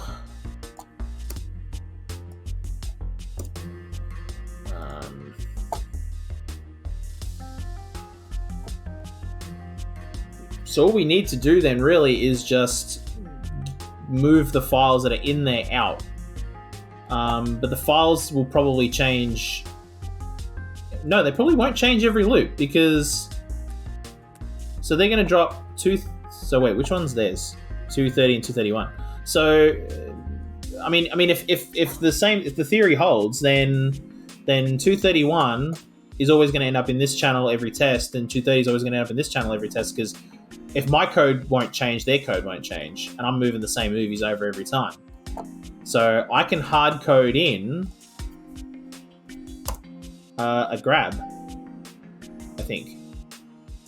Maybe, the PC can be cheesed very... Yeah, that's it. I'm going up against an NPC, not another human being. Like, yeah, it's got a limited logic that it follows, and it's probably following that every game. I could look up a tutorial, look up a guide on how to do this level, but I'm not going to because that's boring. Like, I think I'm pretty confident we can figure this out. So yeah, if that's all it's doing, then hang on, which movie is Exa dealing with? 230. Okay, so I have one Steam friend who plays this game, but I'm not interested in doing multiplayer stuff. Like, I'm really not. I like the single playerness of this game, and like this is for me. This is just a level to get through to move on to the next like proper puzzle thing, which isn't like any of this sort of like hacker battle stuff. I'm not interested in hacker battles or anything. So, yeah. So let's. What was I doing? 230. Okay. So you're gonna drop that file. You're gonna grab 230. Then you're gonna link -1, and you're just gonna drop it. There's no sense in. Yeah. All right. And then this one's gonna do the exact same thing with what's the other file again? 211. Wait. Oh no, 211's mine. 231. But okay. No. So you're going to grab 230, link -1, and drop. Theoretically, that's all you need to do. Oh, but you ran out of instructions for that. Okay, no, that's fine, because what we're going to do then is you're going to just do nothing for a step. You're just going to sit there and see what goes down. Oh, did I not grab the right? Oh, duh. I'm telling it to grab the wrong file. Okay, hang on. What's the name of it? 231. Yeah, of course it's called 231. Okay, yeah. But wait a minute, it just skipped over that step. It just kind of like... So that, and then I'm getting all the points. Wait a minute, is that gonna go all the way through? Hang on. Is that gonna pass that test? 49, 50, 60, 70, 80, 90, 100? Okay, but what about test 2? Yeah, so that's it. Yeah, okay. So this is a really simple... Yeah, alright. So that's... Okay. Wow, I didn't realize the solution... I thought there was going to be loops involved, but there really isn't, because... Okay, right. Cool. So we just wait. So if I just hit play then, I'm just going to let that run for a couple of tests before we hit fast forward. I just want to make sure nothing, like, breaks on a certain test, but given that the instructions are exactly the same every time, it shouldn't. But I have had this happen a few times where it's been like, test 1 works sweet, but test 2, it failed. But, I mean, the odds of... But that being said, though, the data set would change between tests, where this time it isn't. So it's all the same. So I should win every single time. Yeah, okay. No, I'm not going to try my Steam friend. I'm just, like I said, I'm not interested in that aspect of the game, and I don't want to like, make it appear as if I am to my Steam friend who's just like, who then looks and goes, oh my God, like, John did the thing. I'm going to go and do the thing back. And then like, there's like this expectation of reciprocation. And I don't want to create false expectations. Okay. So we win 100 times, draws 0. Yeah. And if we were going against the player, that would, rating S. Yeah, of course. Cause we beat a computer. That's not that hard. Okay, cool. Solution has been uploaded for new opponents. Well, they can play against me, so that's fine. You're off to a good start. I knew you were good at what you did. Even after you forgot, you picked it right back up. That's why I contacted you. Okay. What?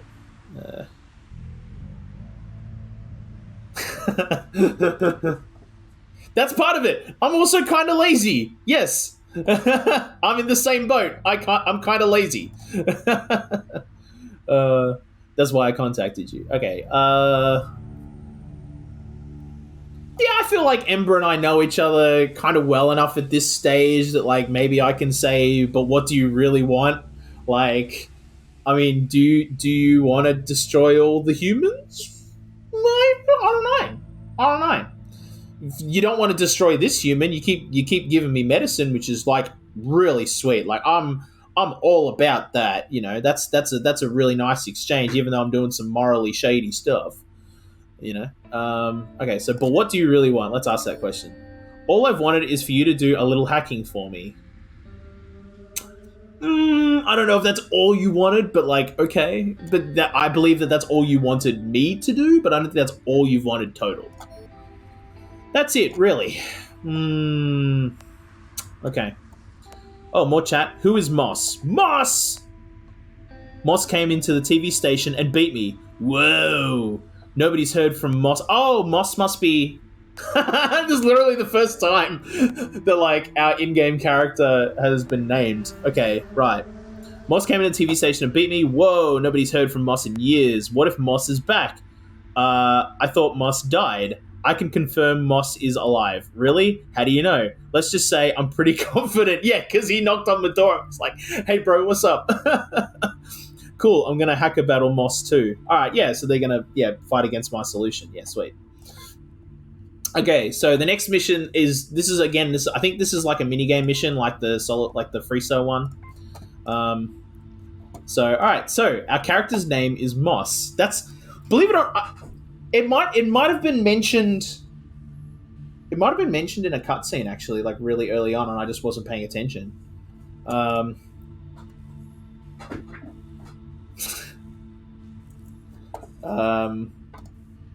right, so. Well, let's just do this. Let's just get through this one. Okay, why do you think Gast gave you this? I guess he thought I might like playing with it. Is that something you do? How considerate of him. Such a nice guy. That's right, altruism. Remember, we talked about altruism a little while ago. Altruism is good. Too bad the dev kit is password protected. He should have thought of that. Better not let that stop you. Okay. Right, so we gotta crack the password. Okay, that I don't mind doing. That's fine. I thought it was gonna be like, develop a little game for the Redshift, and I'm like, oh, I don't want to sit here for ages and do that. Okay, so what does it want? There's an unknown 3-digit code that, when entered 1 digit at a time, will unlock the link between debug and reset. Find the 3-digit code and create a file in your host that contains the code as a sequence of 3 values, followed by the development kit's RDK ID.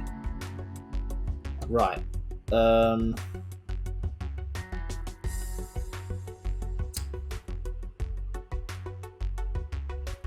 Right. But can I only enter things into pass? Can I get something out of pass? Well, let's probe it. Let's do some pen testing. Okay, so link 800, and then just copy whatever that's going to give me into the X register. And let's see what that has to say for itself. This register is write only. Okay, so we're not going to get anything out of it. Good to know. Oh, you know what? I'll betcha it's in the manual. I'll betcha, yep, it'll be in the Redshift section of the manual. Okay, so is Crash Race game, is flop abilities, Redshift's more than that. Gast one's gainfully employed, where he okay. And that's all graphic. It's all of its graphics-based stuff.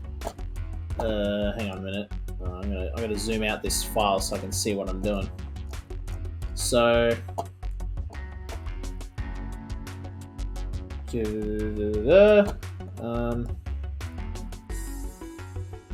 just seeing if there's any.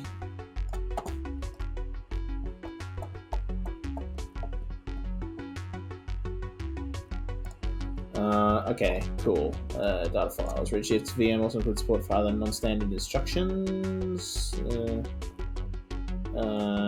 Yeah, no, that's all development stuff. Built-in font, collision system, input system. Seeing.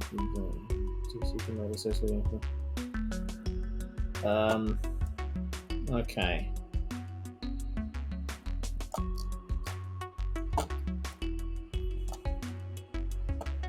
That's the input system.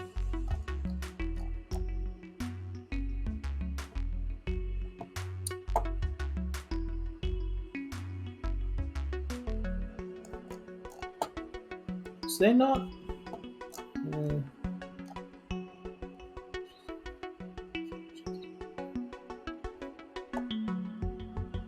That's going to be employed.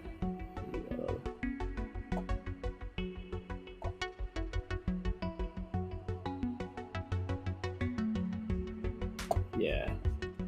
Maybe. Hang on a minute. I just want to. So if I go back, is this? No, it's not. Okay.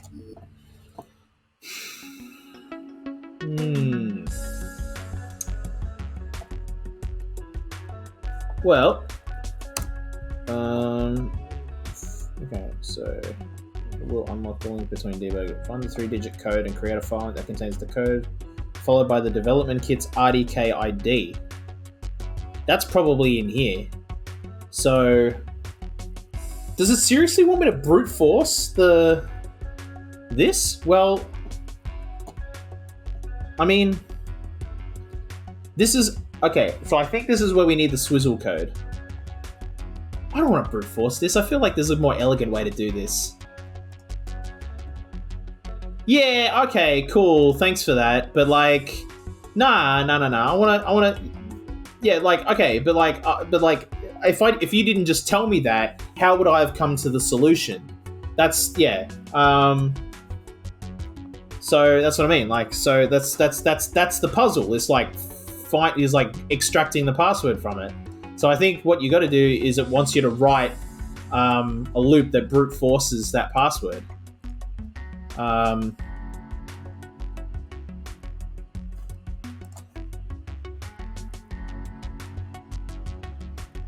Oh my god, you reckon it's that simple?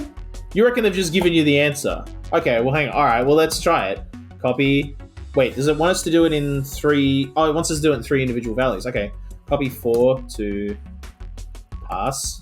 And then we'll just copy that 3 times. 4, 7, 3. It's not that simple. Oh my god! What? What? Okay. Oh. Okay. Right. But that's all we need it for. We only need it for test 1 because I'm guessing the ID, the RDK ID is never going to change. So once we know the RDK ID, yeah. Right, okay, so we still have to figure out, we still have to write a thing for brute forcing that password. But like, yeah, just for the sake of like pulling out the RDK ID, which I'm guessing is that number there. Okay. Right. Yeah, just to make a working program. Yeah. Okay. Right. I reckon this is expecting me to write this down on a separate sheet of paper or something. So hang on a minute. I'm just going to bring up a note on my phone, and I'm going to write down this code right here. So, oh my god, it's been a long time since I've used like a note-taking feature. Okay, Evernote. Let's do some note-taking. Yes, that's my email. Oh, for God's sake. Do you want to confirm your email? You ask me that literally every time, my dude. Well, not every time, but it's like a lot often that it's very, very annoying. Okay. And that one. And let's start writing a note. Okay, so I'll see it all uppercase. RDK 00. Why am I doing this? This is stupid. Oh my god. I have a chat right there that I should just type. I'm just gonna paste it into the chat. Because that's quicker to type than trying to use my thumbs. Okay, so RDK 0014 728 Okay. Alrighty. So I'm just gonna, yeah, we'll make a note of it there because we literally only need it there. Okay, cool. So now that we have that, let's now create a brute force algorithm. So, this is where I think we need the swizzle instruction. So I'm going to bring up issue 1 just because I need to familiarize with my... like, swizzle allows you to, like, you know, take out a number, put a number in, because what we'll need to do is we want to go 000, 001, 002, 003, blah, blah, blah. So, but I think the only way to do that is to do a swizzle. I don't think we can do a,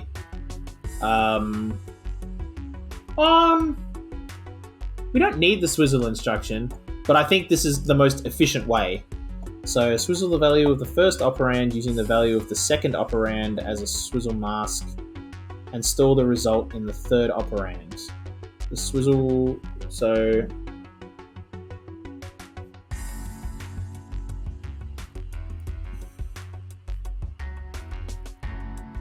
Wait, hold on. So 6, 7, 8, 9, 4, 3, 2, 1.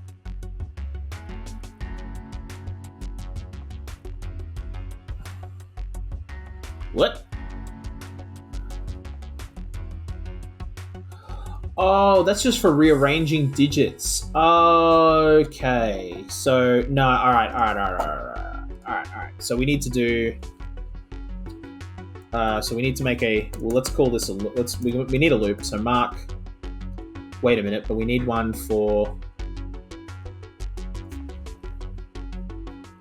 I suppose we only need one for like. Yeah.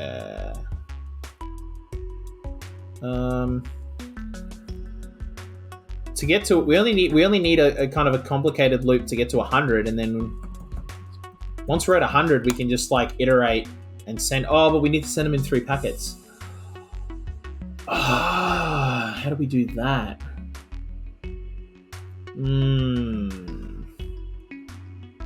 No, I didn't try. Yeah, no, I didn't try Swizz because I'm not fully understanding what Swizz does. But it seems like what? Oh, no, that's all good, my dude. Yeah. No, I didn't try. I was looking at Swizz in the manual and being like, okay, how does Swizz work? Because I think that's actually what we need. So we need to have a packet. We need it to go 001, 002, all the way up to 999. But I just realized that we can't just like copy. We can't do a simple copy x2 pass because it wants each number individually. So how do we extract each number individually? Wait a minute. Can we use to rearrange and or extract the digits in a number? But then how do we know if the thing's unlocked? Oh, because it'll come up with a gate, won't it? Which we know that if it'll just fall through if it can't do that. It'll just move on to its next instruction. So if it can't link, I think. Okay, hang on a minute. I just need I need to look at the thing unlocked again. So copy 4 to pass.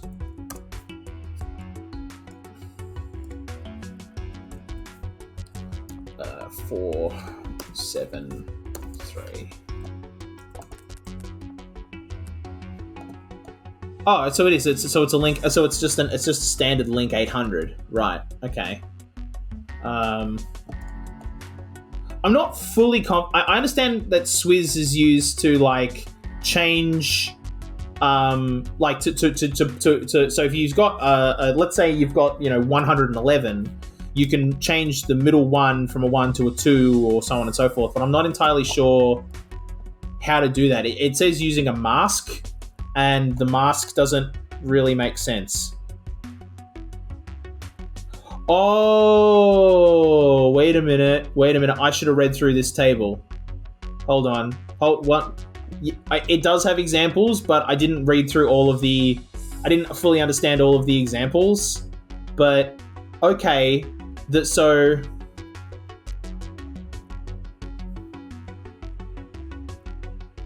Wait. Oh, okay. So you can do mathematics with Swizz. Input 6789. Mask is 0001. So the result is 0009. Is that 6789? 2 is 8. Yes. So it's.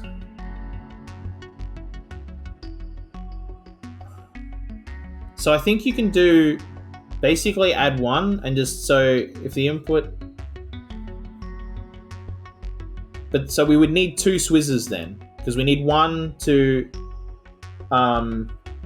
like act as a counter to add 1 every time. And then we would need another another set of Swizzes for to send individual packets with the individual numbers. So we need to extract a number, send it, extract another number, send it, extract another number, send it. Okay, and we know that that's a link 800, so then like when we know it's unlocked, theoretically like a link 800 would be our like moving grab No, we don't need. No, we don't need to. No, we don't need to. We don't need to at all because we don't need to go into there like in the slightest. We can. We don't need to.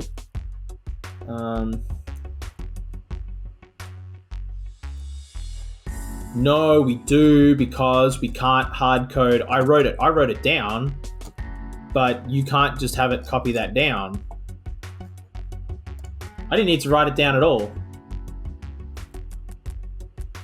because it's in which file is it in?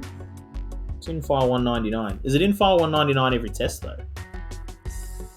Yeah, no, it would be. Yeah, because it's a locked file. Yeah. So this is the Redshift development kit license to yeah. So that's its license, and then the rest of this is like just junk. Okay, so it's always in 199. So we'd have to link into there, grab 199, and then copy that over. So we need 2 exes because whatever the correct password is,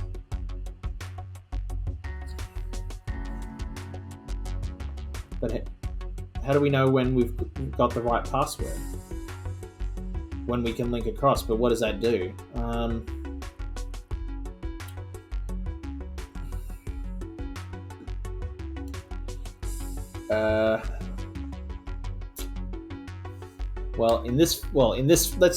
So in this first test, this will work though. We link 800, we grab 199, we need a second expa, and the second expa is going to create a file. What's create? It's make, isn't it? It's make file, and then it's the 3 values followed by the kit's ID. Okay, so it would copy. Oh, but it hasn't got the correct password in it. Well, it doesn't matter. It's going to copy X to M, and then you're going to copy F to M, and then you're going to halt.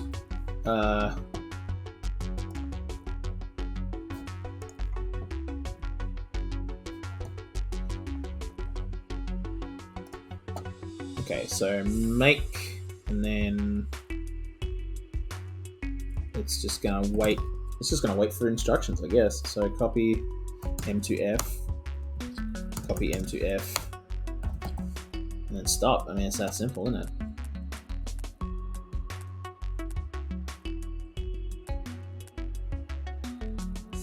There's a file, but it's saying, wait.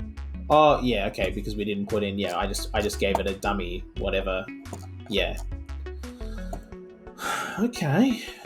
But that's basically it. Okay, so that's the structure, more or less. I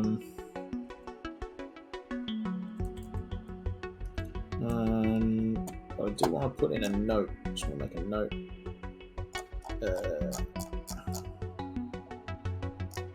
Where's the note?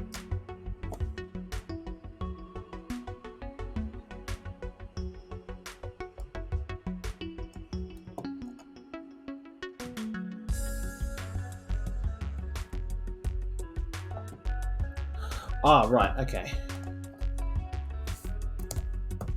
Well, I just want to note these out. Oh, what the? No.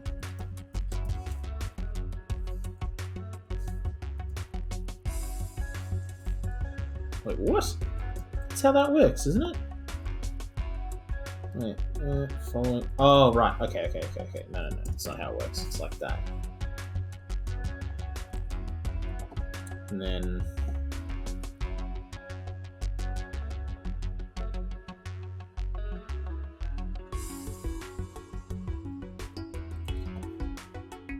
oh, okay, that's a semicolon. Yeah, okay, so it's like that. Okay, so we can just tab all that out. Sweet. Okay, so what I'm actually going to do is I'm actually going to do that. So I'm just going to tab all of that out. So this is just test 1.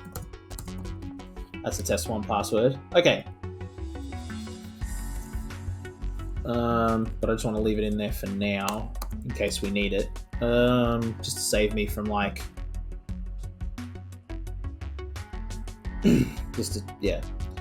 Okay. can't keep putting this off any longer. I gotta figure out how to brute force this thing. Okay. How do I do that? Okay. It's definitely gotta be that's good. Definitely, we gotta swizz it. There's just no bones about it. But that's got to be a loop. Mark. Brute force. No, we're going to call this pass counter. Because I think all this should do is iterate. Well, it needs to iterate test. Maybe I can make the tests happen in a separate loop. Or not the test, but like the packet sending in a separate loop. Well, I have to, because I have to extract each number individually. No, but I can. But that can happen as an instruction. Okay. So let's just. Well, maybe actually, you know what? Let's give it something to swizz, maybe. So copy 0 to X. Will that work? No, it won't. Okay. Nope. Yeah, no. That's an unnecessary step. So let's not do that.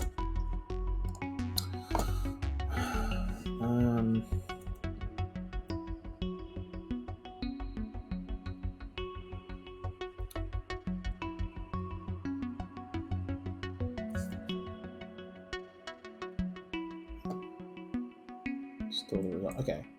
So swizz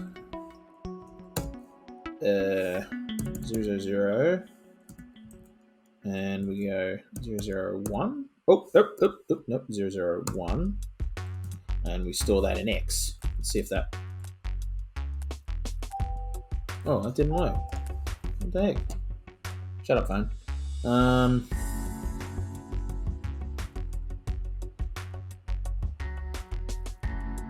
Because could the password be 0, 0, 0?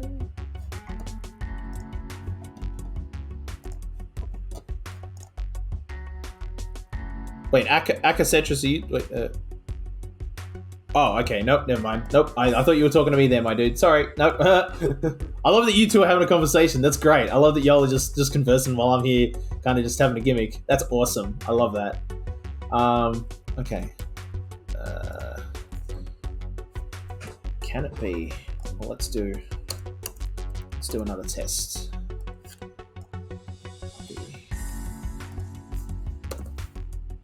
just going to do that.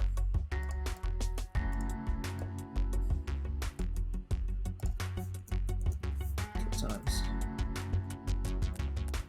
Okay, so we'll accept that as a password. Okay. So we do need to test for it then. But I suppose that can just happen.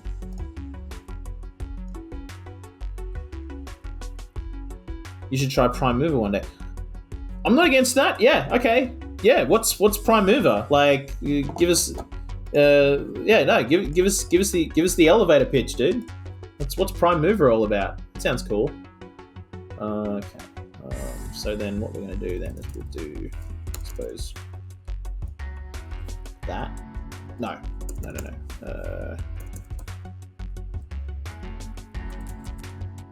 Let's see.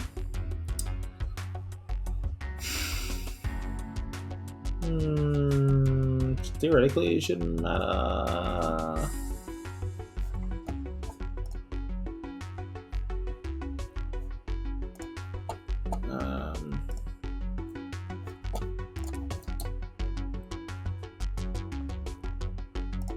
Okay, well that at least, I don't know if that actually worked. Wait a minute. If I do that, yeah, let's make, okay. So, oh, nope. I clicked the wrong button.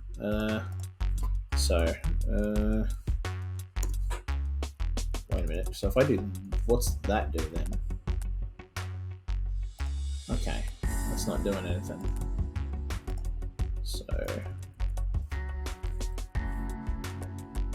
we want one, we want to add one.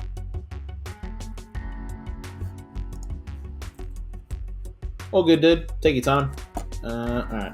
Let's see. Let's just loop this. See what this does. So, jump to pass counter. O-U-N-T-E-R. Pass counter. And that's okay. So that's not. Yeah, that's okay. So that's not moving up. Oh yeah. I like Zach. Like, it's funny though. The only two Zachtronics games I've ever played though is this and Shenzhen IO, and I really like Shenzhen IO. I thought about getting the one before it. What's it called? The is it TES 100 or something? It's called. Space Chem like programming. Is it? Oh, is it like the alchemy one that they Magnum Opus? Is it like Magnum Opus? Is that what it's about? Okay, so that's not iterating the way I want it to. So that's our input. That's our mask, and that's not doing anything. Okay. Yeah, TIS. That's the one. Yeah, that's right. Oh, okay, right. That's what I mean. Like, is it like Magnum Opus? Oh, Opus Magnum, yeah. Right, okay.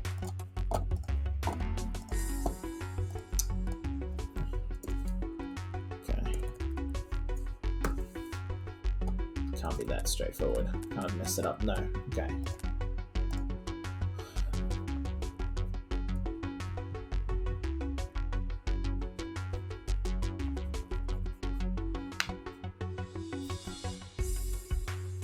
I think what I'm going to do is I'm just going to brute force it to 100, and then we can probably do some swizzing.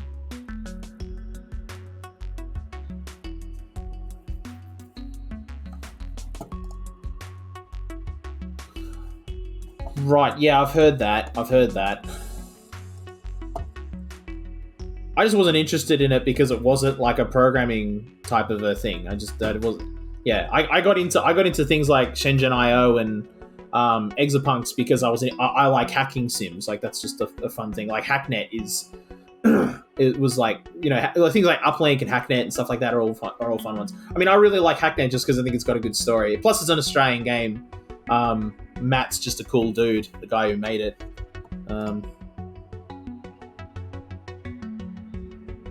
Yeah, absolutely. I mean, you know, this is definitely one of those games that people would describe as like the Dark Souls of genre, like, for sure. But I feel like just calling it as I like that it hasn't done that. I like that people are just calling it as Zachtronics. It's like, oh, it's a Zachtronics game. Oh yes, okay, that immediately puts in your mind it's like it's not for everybody, and I like that. But that's why I don't mind streaming it, because, like, you know, people who can't access the game have a way to kind of access the game. Like, I do the heavy lifting in that regard, so like people can just watch it and be like, okay, but what's the game about? Like, and they can go back and just watch this. That's what I did with Shenzhen IO. Like, I actually before I got it, because I was a bit intimidated by it, I watched Scott Manley play it on his YouTube channel and played like the first few levels, and like watching him like think stuff through and things like that, I was like, oh, okay, I developed an understanding for that game. Excuse me.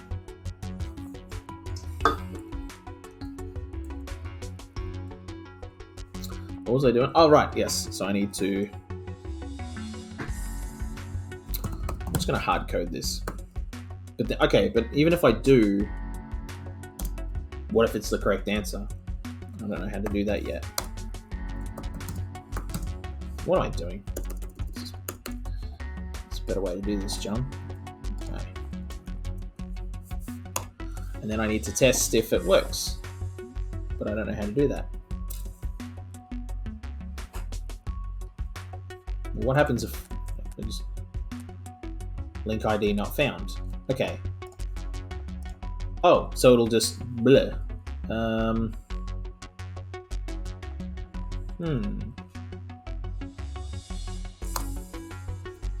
Is there a way I can...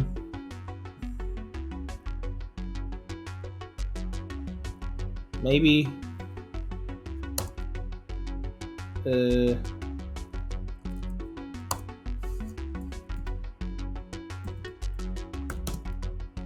ID. I think it's that.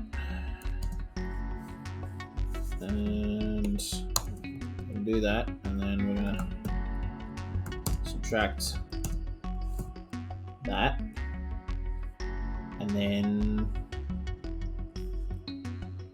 see if it can do anything after the fact. No, it can't. It'll just blow itself up. Okay, that's a problem. Actually, not really. No, wait a minute. Okay. Maybe I need to use the like a replicate function as well. So like, yeah, but I don't want to.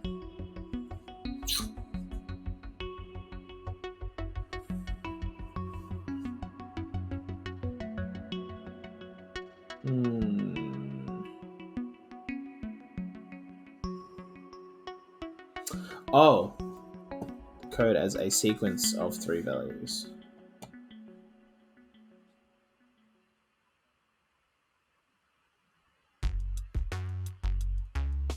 So, hang on a minute. So what does the actual end goal file? Oh, okay. So it's like that. Oh, okay. All right. So it does one of this three. So okay. So this was wrong to begin with. Well, not really. It's not that wrong. I just need to add 2 instructions. Okay. Because that gives us our 3 numbers and that. But in the meantime, maybe I wanted to do something else. Maybe I don't. Maybe I just want to create another exa. So okay, here's what I'm thinking. Right. I'm thinking with exa.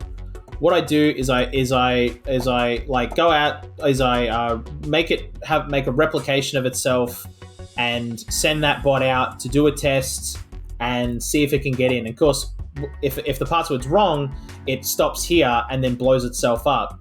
But I just have this exa just constantly replicating, but in a more controlled way, because otherwise it'd just spam and it would be really bad. But maybe I have it do a check, well, no, but how does it do that? Because it can't do anything past this point, I think, is my point. Hang on, x1, x, can I? Let's see. Link ID not found.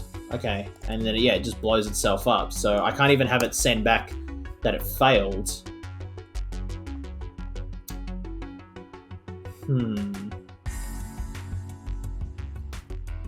But I could have it send something back if it succeeds. So I could have it go copy. Well, hang on a minute though, because I want to make sure that, well, okay, we'll figure that out in a minute. Copy like 9999 to M. And what we'll do is we could have that this exa like listen for this, and if it hears this, then it stops replicating. So maybe it'll just spam until it gets a result. But then I don't want to have too many exas in here trying to like hit this all at the same time. I feel like I'm overcomplicating things.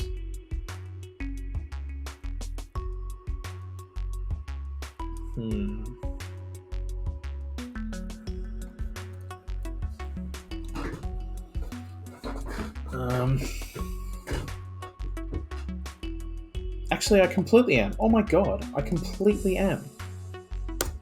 What am I doing? Just create. Oh my god, what am I doing? Mark. Just copy X to pass, and then do that. Well, actually, you know what? Do that 3 times.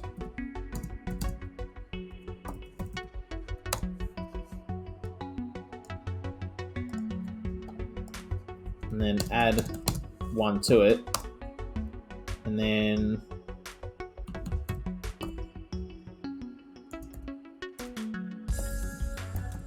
This isn't perfect, but just for proof of concept. Oh, that's a problem. Yeah. Okay. So maybe we don't have it do that 3 times before. Maybe it just does that, and it does that. Wait a minute. Maybe no. Wait.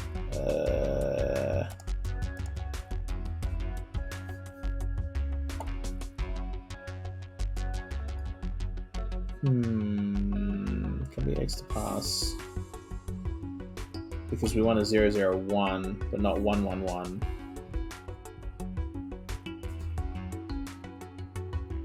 Because then that'll hit 999.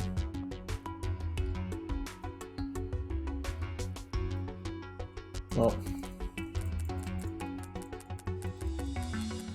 let's see what happens when it... Yeah, okay. So once it gets past 9, yeah, it just stops doing things.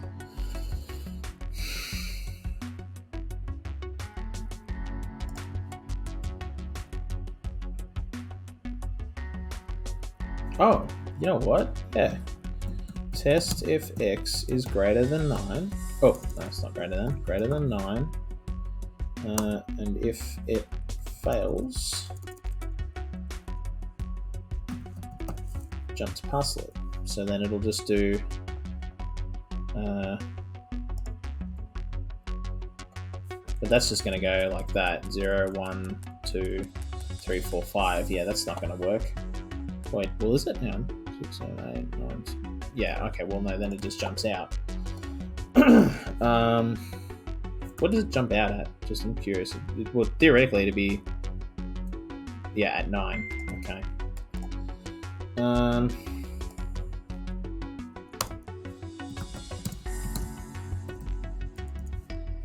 Wait.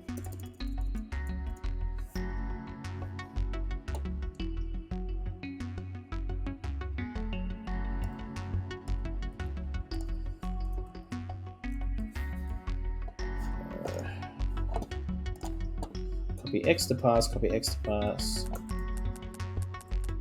Yeah, but that just does down that. 6, 7, 8, 9, and then it'll drop out. Yeah. So...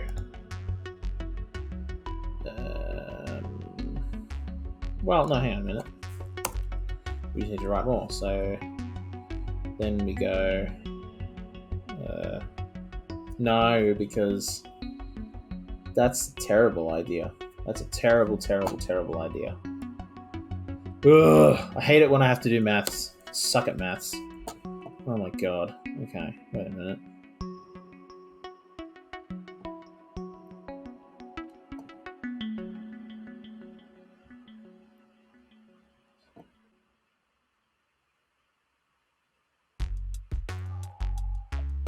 Oh,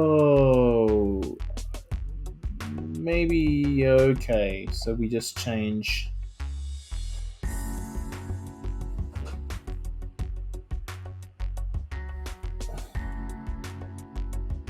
Wait. So it's like, oh, so instead of clearing, you like leave. Oh, okay. Hang on. So then, Swizz.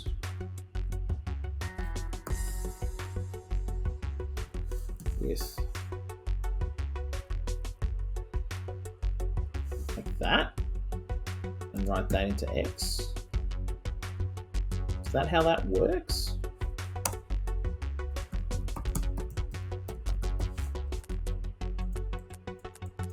No.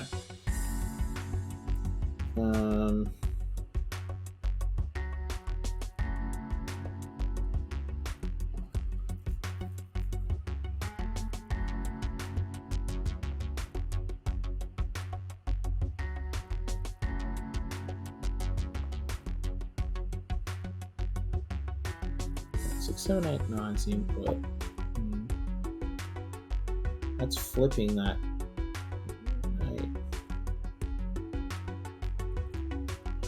Oh, okay. So maybe is it like that then? Is that what it's supposed to be?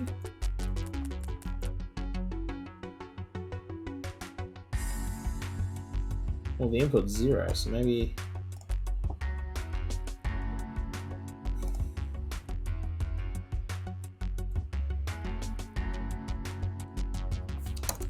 Maybe I am... No, that can't be it. So maybe maybe the password is never 000. Maybe we just assume it isn't. Maybe it always starts at 100. At 100 is the password. So if I do that, is that gonna... It's not writing any values.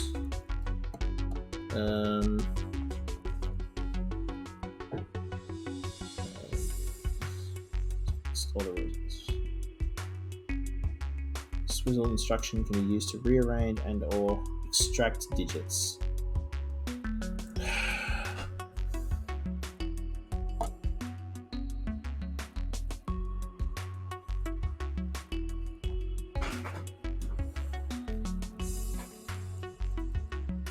Oh, hey dude, what's up? Yep, we're still on this. Still figuring this out. Okay, so I think I'm getting closer. I'm getting closer to figuring this out. So I think what I need to do is I still need to swizz. Or do I? Wait.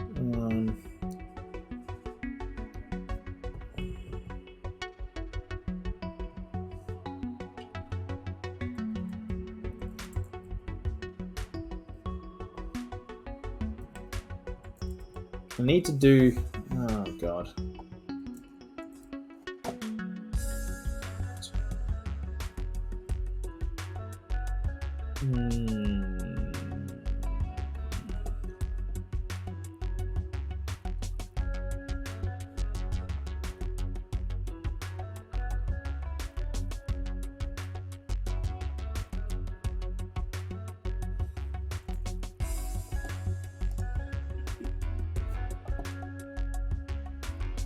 Okay, so here's where I'm getting stuck. I think, in order for the swizzle to work, I need to have a counter. So I still need a counter to give me a value to swizzle.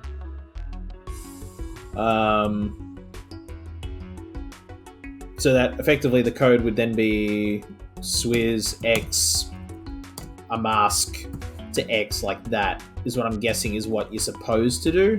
Maybe not write it back to x. Maybe I'd write it into the T register temporarily, and then copy stuff, and then swizz out of the T register, because we're not doing any testing at this point. If we do get lucky and we can test, then we can copy what's in the T register into the X register and continue to build up from that point anyway. So no, we don't need to copy what's in the T register. We can just clear it, do the test, and what we've got should still be in the X register. No, because that'll be our counter.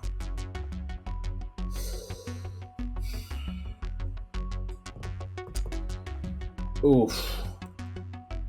This one is a toughie. Okay. Oh boy. Because I need to work it. I need to have a counter for basically for 3 digits. I need to have a counter for the zeros, the for the ones, the tens, and the hundreds. And I need those to be counted all basically separately.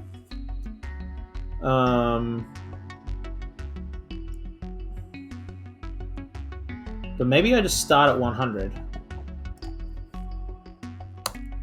So copy 100 to X. Oh no, not to C. So will that work? Okay, so that would work. So I can at least start at 100 and start at 100. And then I can probably, I can then swizz out an individual number from there, but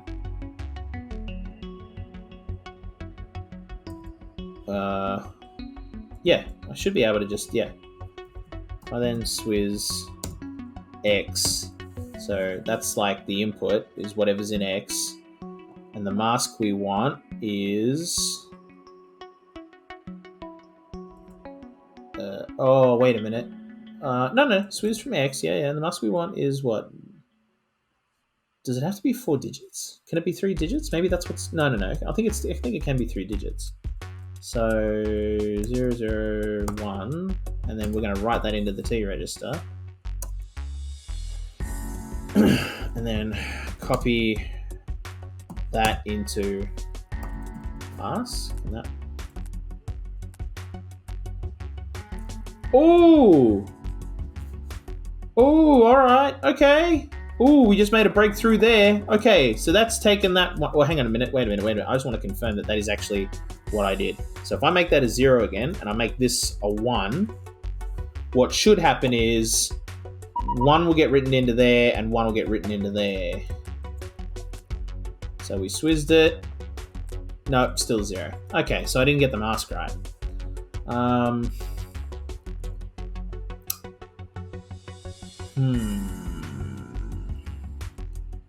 Maybe I need to use a different one of these.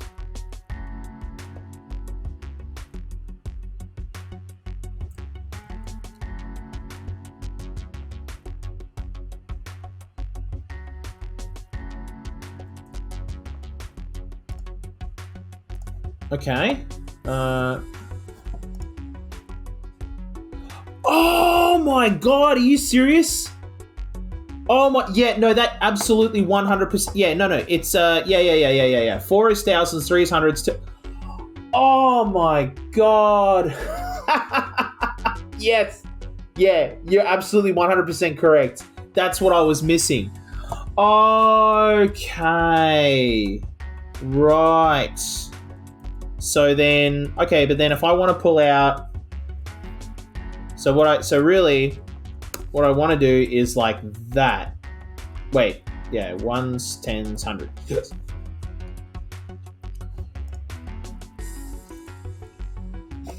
Six, seven, eight, nine. Yeah. Yeah, okay. Yeah, okay, so we just want to, yeah, okay, because that's going to move values around and... Okay, hang on a minute. So then if I do that... Yes, but that... Oh, wait, no, that doesn't quite do what we want. Wait a minute. No, wait a minute. Yes, it does. If I just go... Instead of doing that, if I go like 0... So if I go like that, then... That should just copy a 1 over. Oh, that's it. That's the damn breakthrough I bloody needed. Oh my god. Okay. Right. Okay.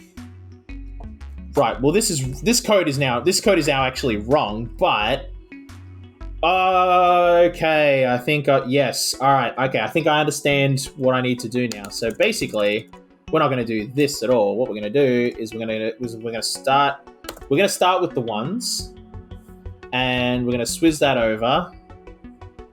And actually, we're going to do that. No. We're not going to put it in the T register now. We don't need to. We can do it all in the X register. Yeah.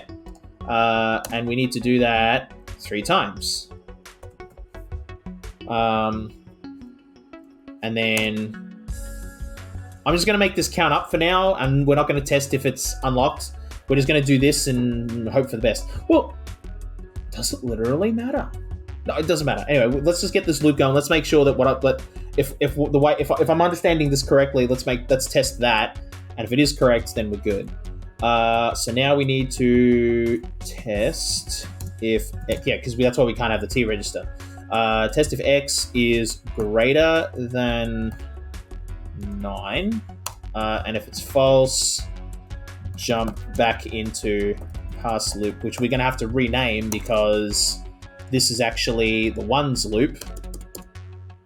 This is one 1s loop, and then we need a 10s loop and a 100s loop. So 1s loop. Otherwise, we go into the 10s. Oh, wait a minute. No. Hang on a minute. We still need to we still needed to iterate, so we've done that now. tens loop. Let's see if that actually works. So it sends a 0, it sends zeros, and then it jumps over, and then it's going to send but it's going to send a bunch of 1s. Oh, yeah.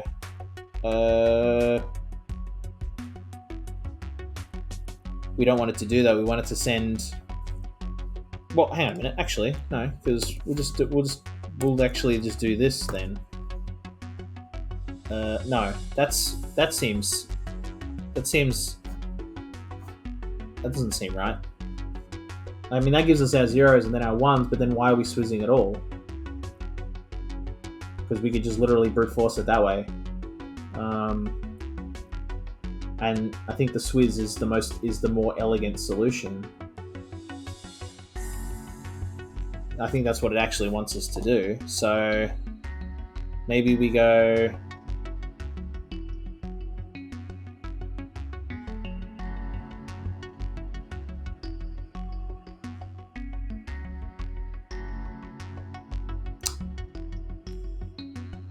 Maybe for this one, that's actually the way you do it. Maybe just for the sake of the 1s, that's all you need. Maybe you don't need to swizz at all just for the 1s. No, well, no, you don't. Yeah, no, not for the 1s. Yeah, for the 1s loop, it's really when you get into the 10s that it really becomes important. So we go 3, 4, 5, 6, 7, 8, 9. And then we need to do swizzing, I think, in the 10s loop. So this is where we're going to go swizz 0. Actually, no. First thing we're going to do.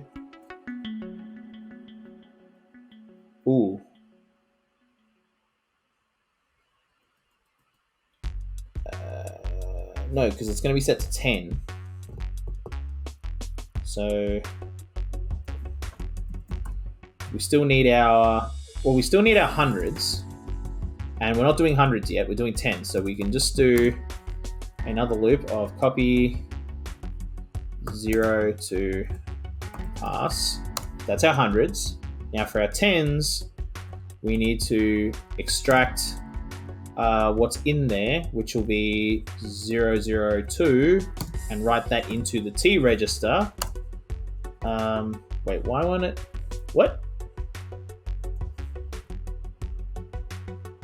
Wait, did I not do that right? Oh! Yes, we didn't. We put the mask and we didn't put the input in. Okay, so there we go. Input, mask, output. Okay. So we swizz that. So we get that. And then we are going to copy T to pass. Then we're going to do another swizz to get our 1s. So we're going to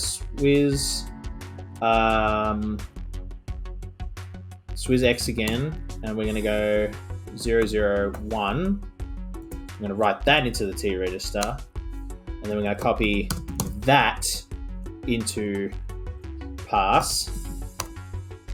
Then we're going to add up 1. Yes. Okay. Yep. And then I'm just gonna do because I don't trust Eggs's thing. We're gonna copy 0 into the T just to reset that T register, because we only need it for these individual steps, and then we can reset. We don't need to reset again. Then we're gonna do a test. We're gonna test if X is greater than 99, because we can do this all the way up to 99 now.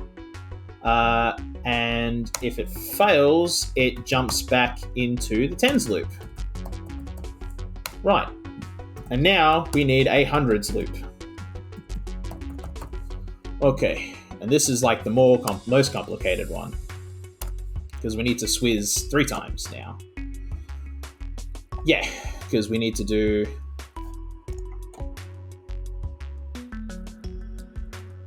I figure you're probably right. Like, I probably don't need to reset the test register. I just do it because I'm paranoid. Like, just let me have my paranoia, because because computers are dumb. and I like to make absolutely sure that I know what the computer's doing, and that I tell it everything to do. It does as little thinking for itself as is necessary. But that might be me, just like, I don't know, that might be just a me thing. I don't know. It doesn't matter. So I end up spending an extra instruction, like, whatever. Anyway, let's get this hundreds loop done. So I'm going to more or less just copy and paste this for now. But we need to change stuff up. So, because this instruction is, we need to add to this instruction. So we need to swizz from X 003 and write that into the T register. And then instead of copying 0 to pass, we're going to copy T to pass. And then that's, yep, so that's the hundreds, that's the tens, that's the ones. And then, yep, and then we add up, and then we, yep, and then, you know what, all right, you know what, I'm going to trust you. Like, we won't do it. We won't spend the instructions. Okay, so test if it's greater than 999. No, it won't, because it, I think, no, it can, because it can hold it can hold thousands. Yeah, so we need to test if it's greater than 1,000. Okay. It should never get to that point. It should, if the password is 999, it will just unlock.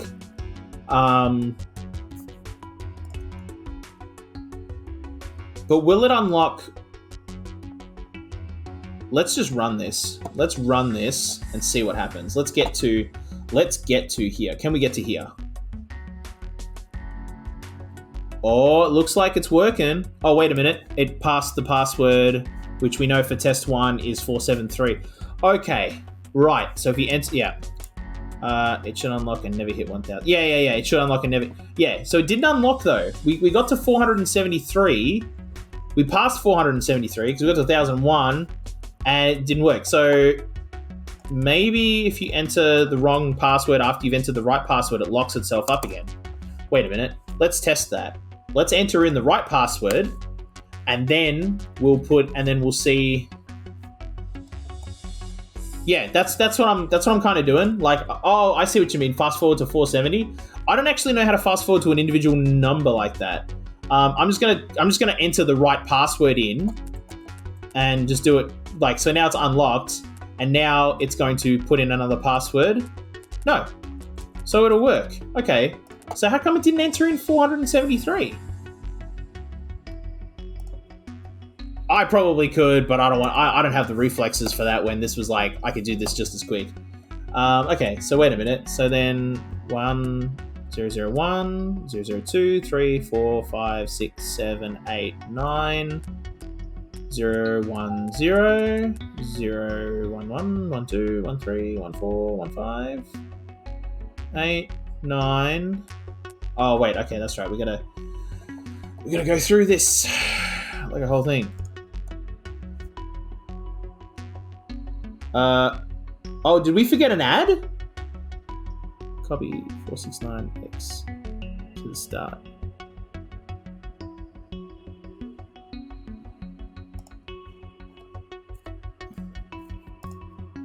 Oh, I see what you mean. Oh, okay, just to, yeah, alright, okay.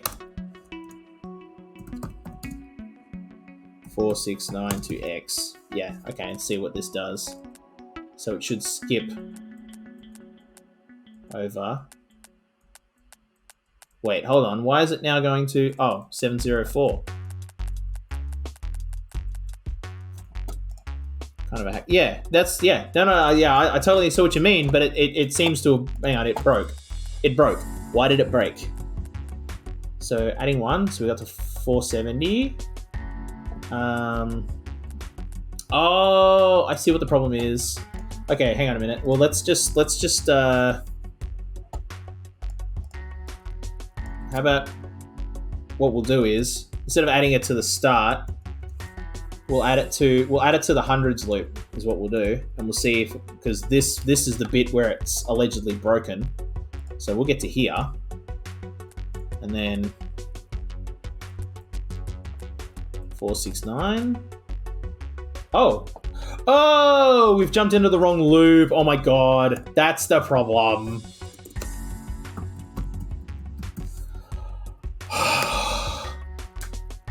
Ugh! It's my stupidity. Okay, no. This will now 100% work. Alright, let's run it through. We were jumping into the tens loop again. Oh my god. Okay. That was the problem.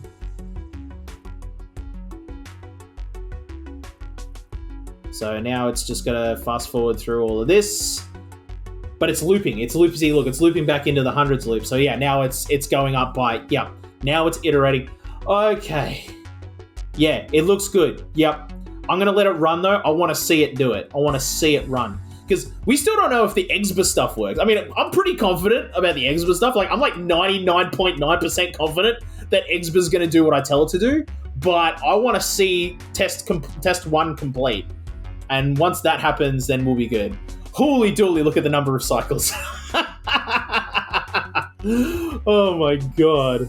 Yeah, alright. I think this is just that kind of a test. It's like, when you brute force something, because you have to do 999 multiplied by 999, and that's how many possible combinations there are. Yeah. Oh my god. Oh. Hopefully this makes people feel better about the brute forcing technique of password cracking. Like, when you know, yeah, okay, so there it goes, it cracked, and it stays open. Cool. So now that'll just run through to 999 and then fall out and do everything else. So let's just stop. And we're just going to skip to here really fast.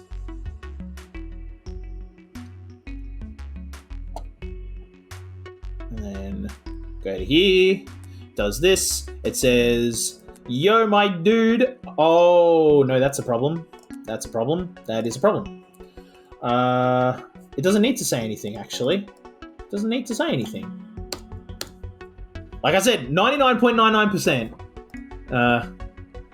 Never saw a solution like it. Yeah, I mean, this is it's probably mega inefficient, but like it ensures that like we run through every number, sort of a thing.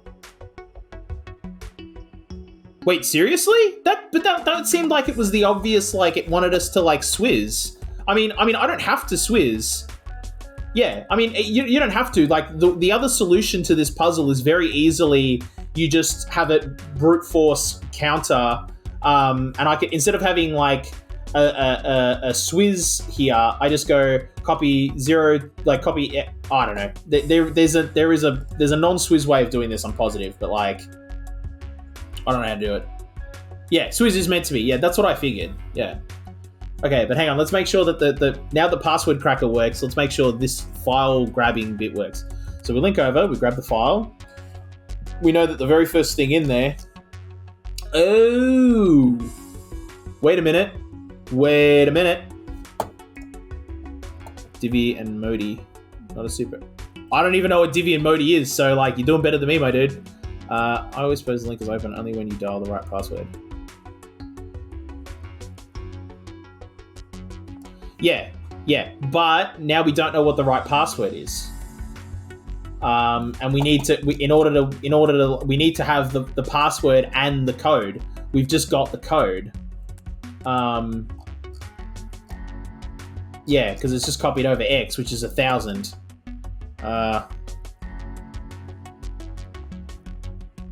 Yeah, that was my first thought as well.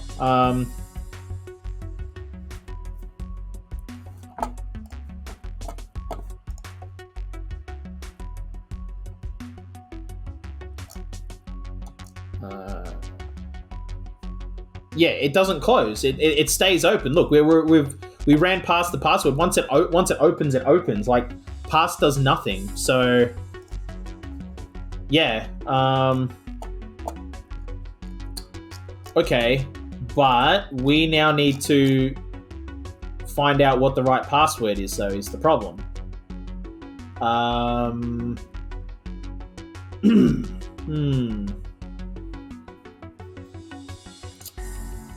Okay, so I mean this works, but it also doesn't work because it'll crack the password, but we need to store what that password is. And maybe the best way to do that... So you definitely need... you absolutely need to use Swizz to write the file, which we can't show. I can show. So in order to write that file, if you see down here in the bottom of the screen, you've got 473 and then the IDK, whatever. You still need to use Swizz to extract 473 from your X register if you've written 473. So, but we need to like make sure that is the password that works is the one that's saved. So maybe we have an Exa try to break in at every, like try to link over after every combination, which is simple enough to do, because once it's got the right step, it can just... No, it can't. No, it can't, because at every step we would need it to tell... we would need it to say what, like at the end of this, it would need to send over the M channel what its X value is.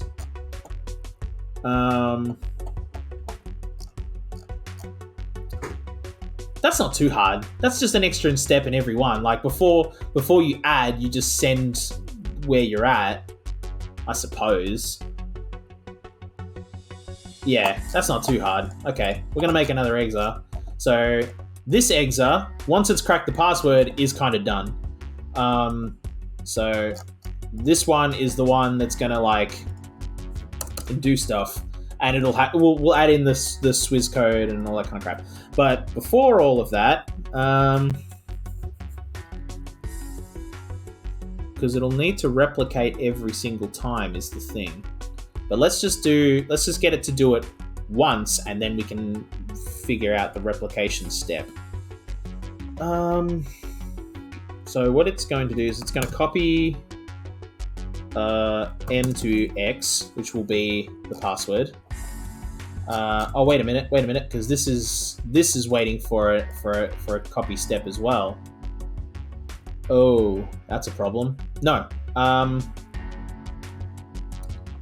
Okay, maybe what we do then is maybe we put this into Exba, so Exba doesn't do none of that until it's in there and doing its thing. No, we don't want it to halt though, so it'll kind of do something like that. Yeah, so we're gonna copy M to X, and then it'll link 800. Yeah, so it's going to try and do that. So, I suppose that's a little more efficient as well. So I don't need Exa. Well, I don't need Exa right now, so I'm going to delete it because I don't want it cluttering up the workspace while I work. Okay, so I'm going to do this. I'm going to go... oh man, I'm on such a roll. I'm going to copy whatever's in the X register at that point in time to M, and then it'll counter up. So, and it's going to do that basically at every step. So it'll do it there, and then it'll do it there, and it'll do it here. Yeah. So just whatever it's got, it kind of like saves by sending it to the Exba, who is then going to take that number and try to link over to here. But if it doesn't, it gets destroyed, and that number goes with it. But if it's successful, it'll need to do some swizzing beforehand. Actually, maybe I do need it. No.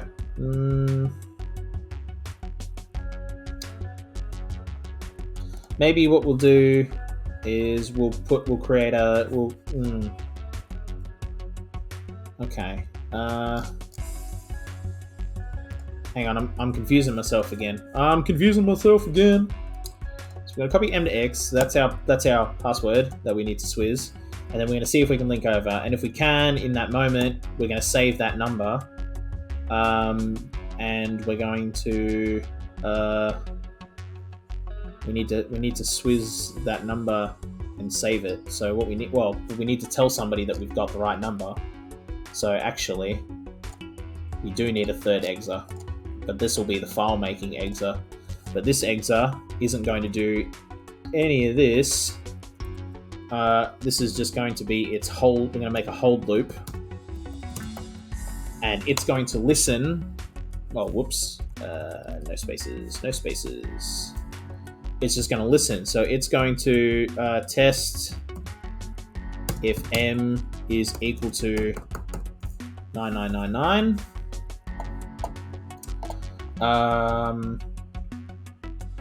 Yeah, so this is our cracker. All this will do is just crack. Like, we're not going to get it. We're not going to ask it to do anything else. So it's going to listen for M9999, and if it's false, it's just going to jump back into its hold loop. So that way, it's not going to do any of these instructions until we're ready for it to do those instructions. So what we're going to do is we are going to then, if we can successfully get in there, we're going to copy 9999 to the M register, and that tells Exa that they're ready to receive, that, like, I'm ready to send information. They go, sweet, I'm ready to receive, and then we're going to do some more swizzing. So we're going to swizz X, which is the correct password, and we're going to swizz, and it's 003, because we need to send, because it needs to go hundreds, tens, ones. So we need to send that to M, write that to M, yep. And then we need to basically just do that 2 more times for the tens and ones. So we're going to swizz that 2 more times, but instead of 3, it's going to be 2, and then it's going to be 1. Okay, and then you don't need the hundreds, tens, ones. No, you do, because it wants... Okay, so hang on, because the final file it wants is 3 individual numbers, so like separated by a space. Unless you're saying I can just send it as 1 and that'll count as a goal. Like, it'll... If I just send 473, that's all good? Or do I have to send 473? Because if I have to send 473, then I just have to pull... You can enter them in any order. Oh, okay. Nah, that's cool. If I can enter them in any order, that's cool. But yeah, gonna lurk while going to sleep there. Hey, good night, dude. Enjoy your sleep. I don't know if you'd want to listen to this while you sleep, because I'm like a pretty loud dude. But like, also I'm gonna like log off pretty soon. I'm gonna literally crack this puzzle, then I'm gonna stop the stream. Well, not like abruptly, but like we'll end it. We're gonna end on this puzzle. But yeah, no. Have a good snooze, my dude. All right. So what are we up to? So we're up to. Yeah.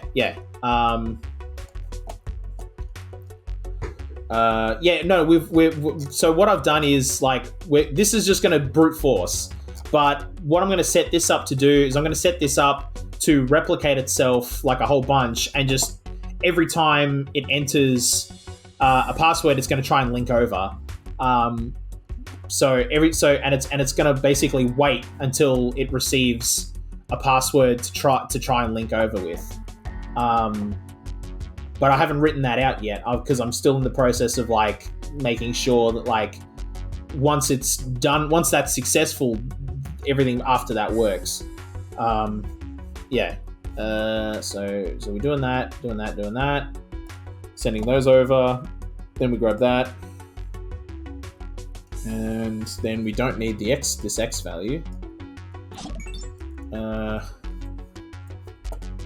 Oh, thank you so much for following. Oh man, thank you. That's awesome.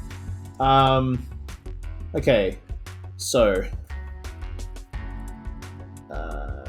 copy file to M, and that'll be that, and then that will halt. Yeah, okay. So we need this to basically be a loop. So we're going to mark, and we're going to call this our open door. Okay. So mark make loop. Right.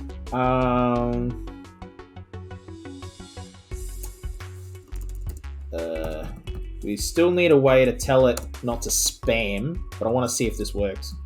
So replicate and go to open door, and then jump to make loop.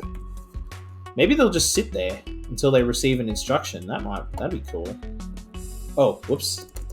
Make loop. Okay. So it's just making things, and then it tries. Oh. Okay, but it's not. Okay, nope. Wait. Hold on. Why is that not working? So which one's the first one that goes over? That one.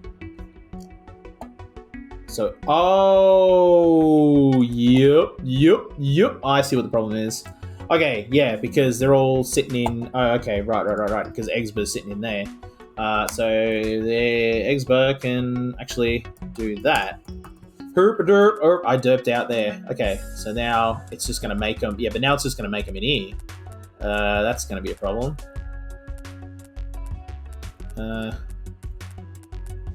But then, wait a minute. Is that actually working? Are they all trying to get in? But they are one at a time. Okay. This is like, I think this is really janky. But like once its memory fills up, it doesn't move on until there's enough memory for it to move on. So that's janky AF, but like it kind of works? Maybe? I don't know. Okay, hang on a minute. I'm just going to skip to this instruction. Okay, so now we can go to 100. Okay.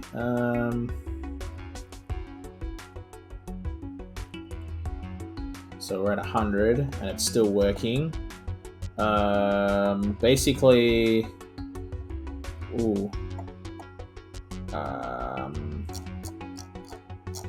Okay, I think the only way to really know if this works is if we just run it. Okay. So they're all trying, and every time they try and they fail, it goes, can't open the door, and they delete themselves. But there's another one to quickly take its place. Yep. And every single time they're getting a different password. Yep. Okay. Oh, but why are they sending things to Exa? It shouldn't be. Why is Exa getting things? Oh, right. Because, I see. It's testing if it's getting a 9999. Ooh, that might be a problem. Ooh. Because even if it gets the right password, oh dear. Oh dear. That's not good. Is there a way I can set it to be local? Can I set its... Okay, hang on a minute. Now we're going to screw with the M register now. I'm going to see if this works. If I set these to local... Nope, it just freezes. Okay, yeah. Okay, so they need to be global. Wait a minute. Yes, they do. Or can these just be local? No, but then it won't. But we can change it. We can change that in code. We can. Hang on. I know there's a way to do it. By default, this can be restricted by toggling the global. Yep. Or we're executing a mode instruction. Yeah. Okay. So what's how do I do? So oh right. Okay.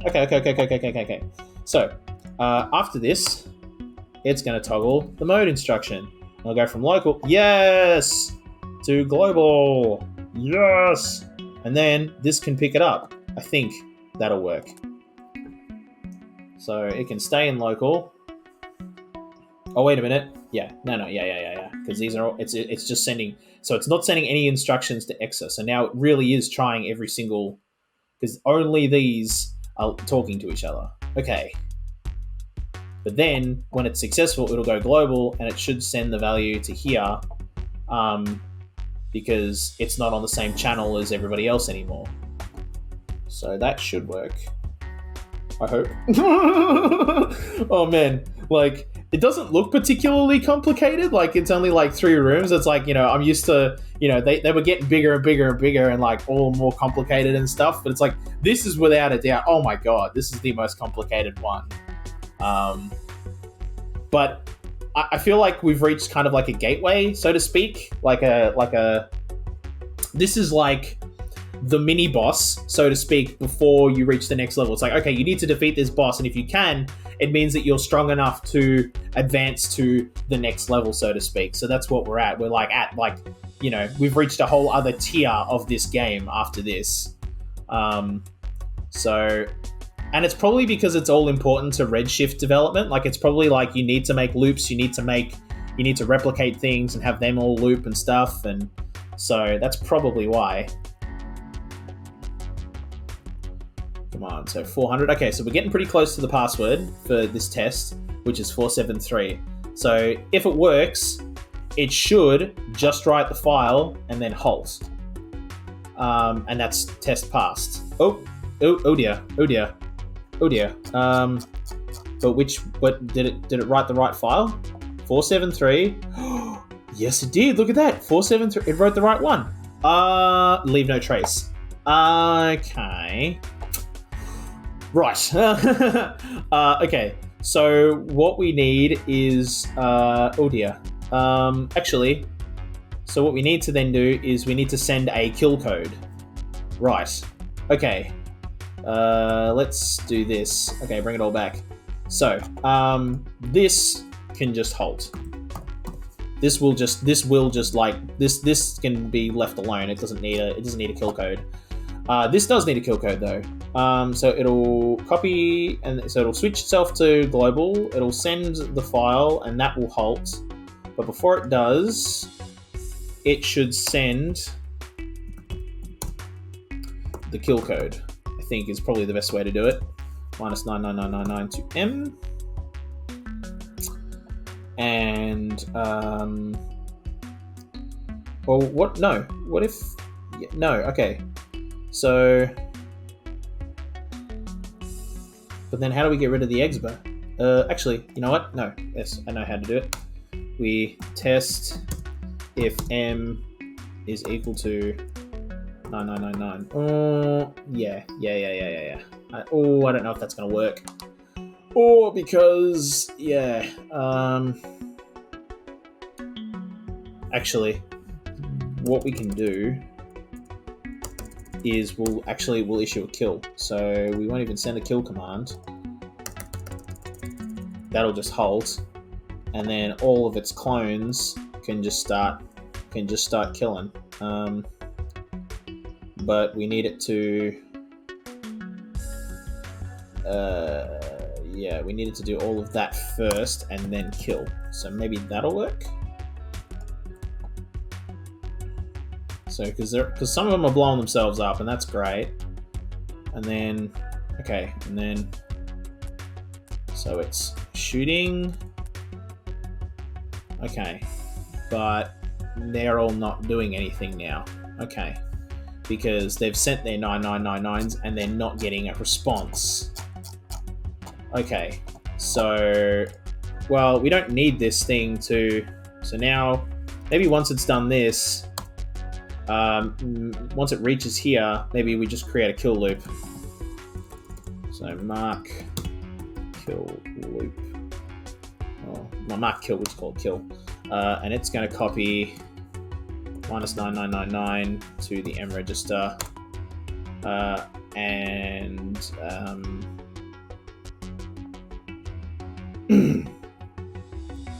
Then it's just going to do that kind of indefinitely. Jump to kill. So it can just do that indefinitely, and then in here it is going to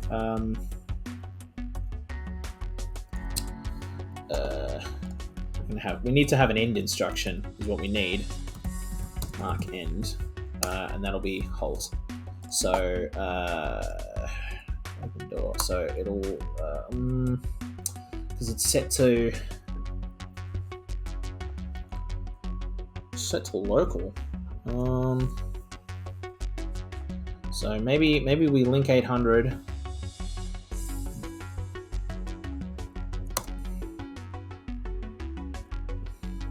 No, because we can't link back. How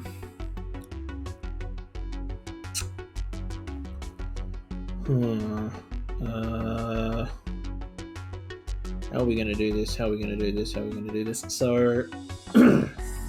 we need to at what point do we need to test about a halt? That's the problem.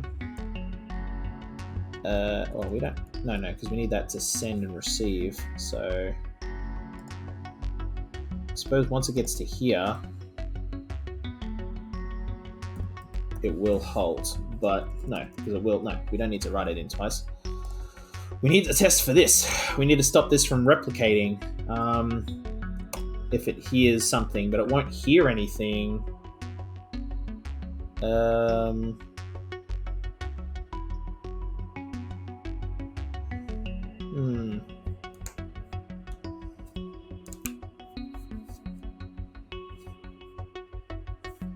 Maybe it just posts it in local. Maybe. There is a hold instruction, isn't there? There's a void. Yeah, read no. Test MRD. If this exa could read from another exa without pausing, set the T-reg. Otherwise, set the T-reg to 0. Test mread. Ooh, no, that's not good. I think that should still be in there because it needs to clean up. No, because it won't, because they'll all clean themselves up in there. But this is just gonna be an infinite loop. We need to break out of this loop somehow. And we'll do that because we know that it only has to happen 999 times. So what we'll do is we'll just have it do it 999 times. So add 2x1 to x, and then we will test if x is equal to 999, and if it's false, it's going to jump back into its loop. Otherwise, it's going to fall through, and it is going to do a lot of killing. It's going to do a lot of killing. It needs to just do a whole bunch of kills. But how many times does it actually need to? 1, 2, 3, 4, 5, 6, 7, 8. So it needs to kill 8 times. So maybe what we then do is we copy 8 to the X register, and we set this as the kill loop. So we actually don't need. So this we don't need, because we're going to clean up ourselves. Yeah, we are. So copy 8 to X, and then kill, and then subtract from X1, write it back to X. Test if X is equal to 0. Oh, not text, test. Test if X is equal to 0, and if false, jump back into the kill loop. Otherwise, it'll fall through and jump to the end where it will then halt. So that should work. Yeah, test if false, at least. Yeah. Okay. Let's try and get to here.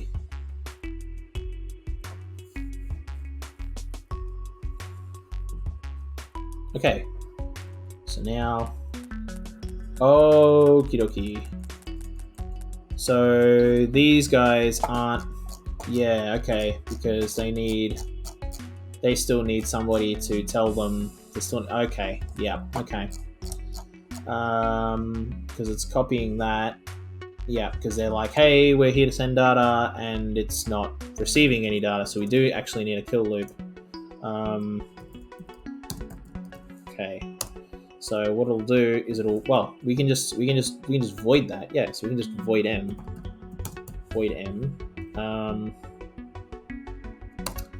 And then actually what we're going to do is once we've done all of this, we'll drop the file just to make sure that like we don't have any problems with our file, because our file is now all good. So we're going to void it, and then we're going to copy 9999 to... Oh, wait a minute. We need to test... We do. I think we do. Okay, hang on. I think what we actually do need to do is we need to do a test. We need to test MRD. So we need to test MRD, and that'll yeah. So from another exa without pausing. So if it could read from another exa without pausing, set the T register to 1. Otherwise, set the T register to 0. So T. So 1 is true. So okay. So if it could read an exa without pause, so if it can. So wait. So if it can read from without pausing, it's true. So, but if it is pausing,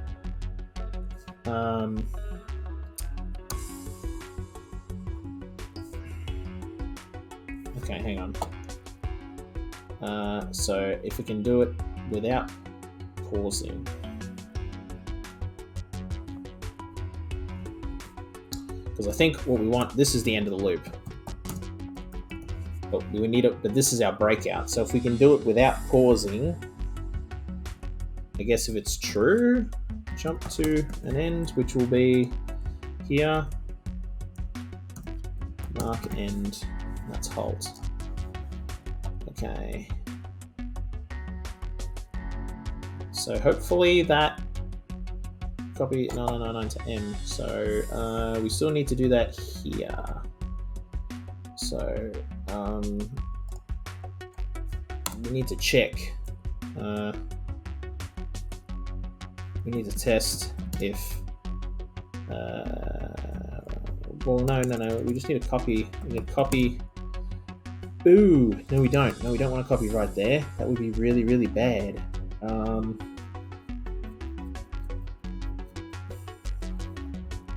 Maybe no. Before we do a read.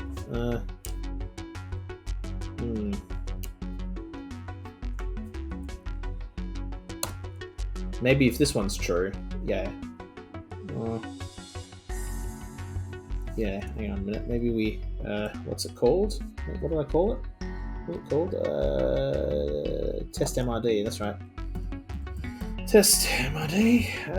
And if it's, if it can do it without pausing, it'll fall through. So if it's false, jump to end.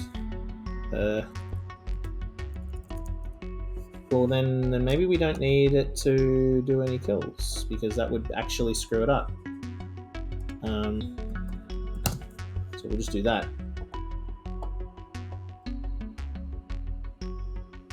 So let's try and get to here.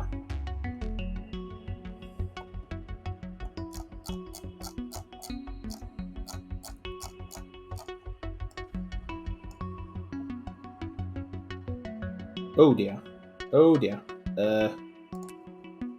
Okay. Nope. They all started blowing themselves up. Too early. Why did they blow themselves up early?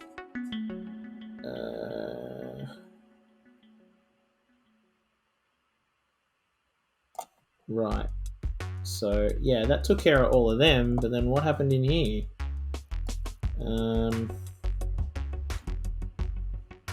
Okay, because they were all... Okay, maybe we just get... Maybe we don't need this anymore, maybe because we're controlling it all from here.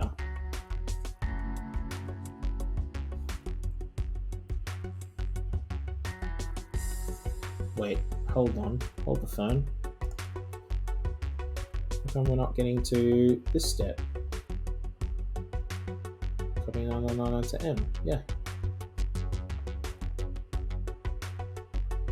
Yeah. How come we're not getting into the make step? Why aren't we? Or why are we? Why is it missing the make step? Yeah, it just straight misses it.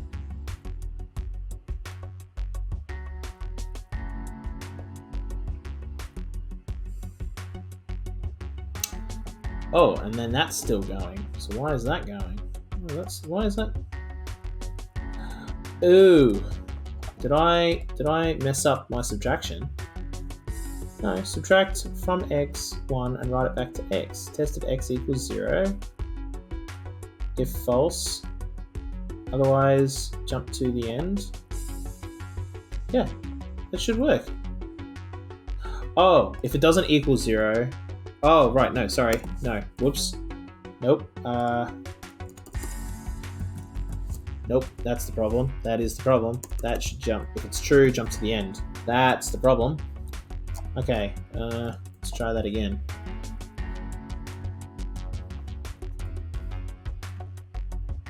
Nope, because we're passing it and we're not sending a value still. In fact, it's still looping like crazy. Copy 8 to x, kill, subtract, test if x equals 0. If true, jump to the end. So why is it not able to equate true? Okay, hang on. Okay, what's the problem?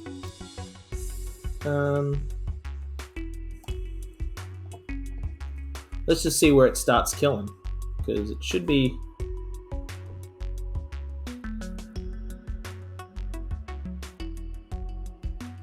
Okay, so you copy to 8, then you do a kill, then you subtract 1, test if it equals 0, which it doesn't, so you jump back. Oh, that's why that should probably be outside of the loop. Yes, that's the problem. Okay, hold on then. Can we now get back to here?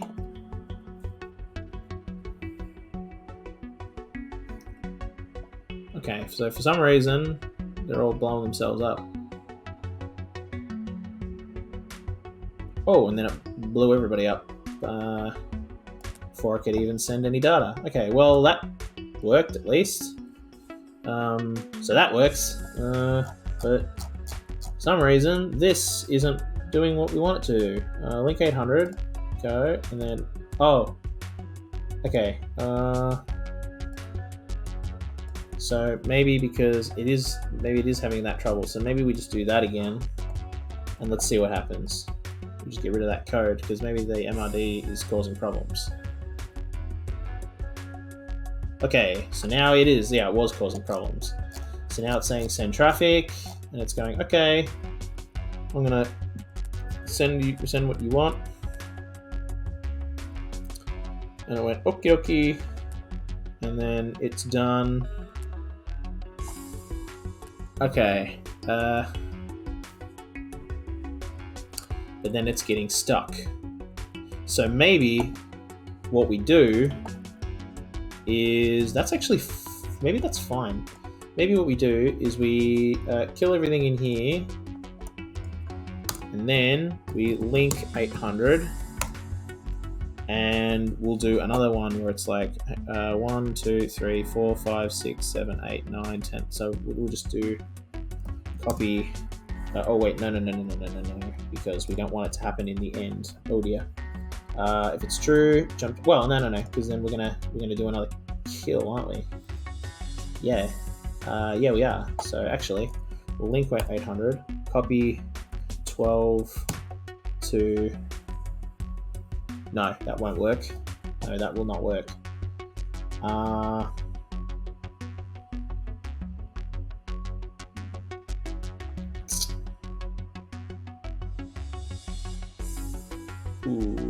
No, mark. So maybe instead of marking end, so we have an end, we still have an end. So we need a, instead of jumping to the end, it's going to jump to cleanup, and this will be the cleanup loop. Mark cleanup, and then it'll link in there. Copy 12 to X. Well, yes. Oh dear. But the problem is that's it's going to do that. It's going to want to do that every single time. We don't want it to do that. No, that's fine. That's fine. Oh no, because we can't have it jump. No, we have to have this jump to end. So copy 8 to X, and then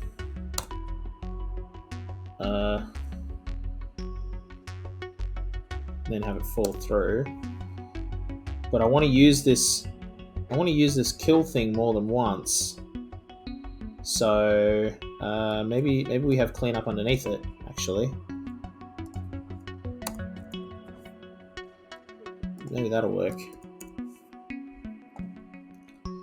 So it'll do all of that. Otherwise, it'll jump, if true, jump to cleanup. Because then it'll skip that instruction. And it'll go down to here. Link over, mark 12. Oh, but then it'll just do that infinitely. No, because then we're going to test, actually. Because we're going to then test if x is equal to 0, and if true, it's going to jump to end.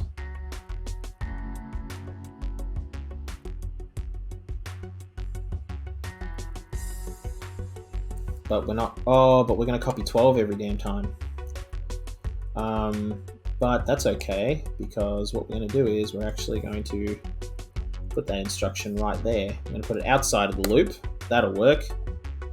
Alright, so then it'll do this, and then it'll jump to here. Oh, but we don't want it. Oh, we just want it to fall through, don't we? Ooh, yeah. Okay. Okay. How do we do the cleanup then? Maybe we clean up is we do that. So we link 800. Copy 12. I mean, we don't need 12, but it's fine. Copy 12. Oh, yeah, because it shouldn't delete files. It should only do exes. Copy 12 to X. And then we're going to mark.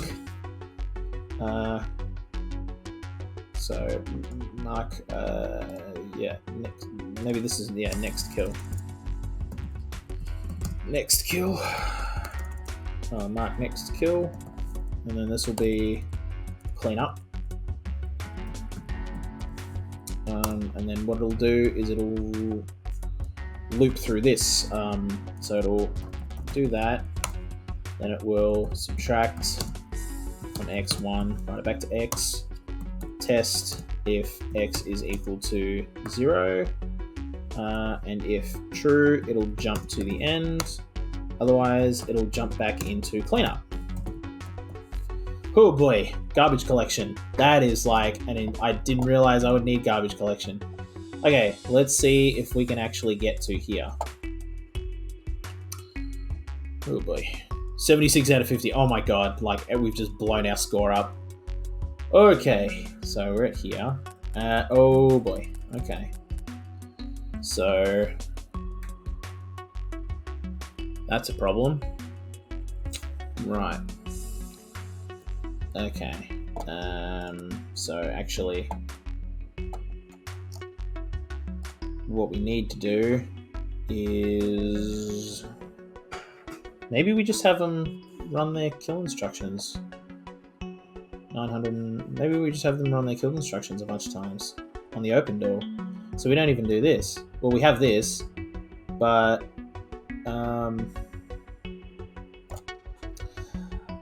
have it do it the number of times. Well, no, hang on. Yeah, wait, no, because once it's done all of this, no, that's not what I want. What I want is I want to do this. Oh, nope. I want to copy that to here. Yeah, I know I got clean up in here twice and you're freaking out. Okay, whatever.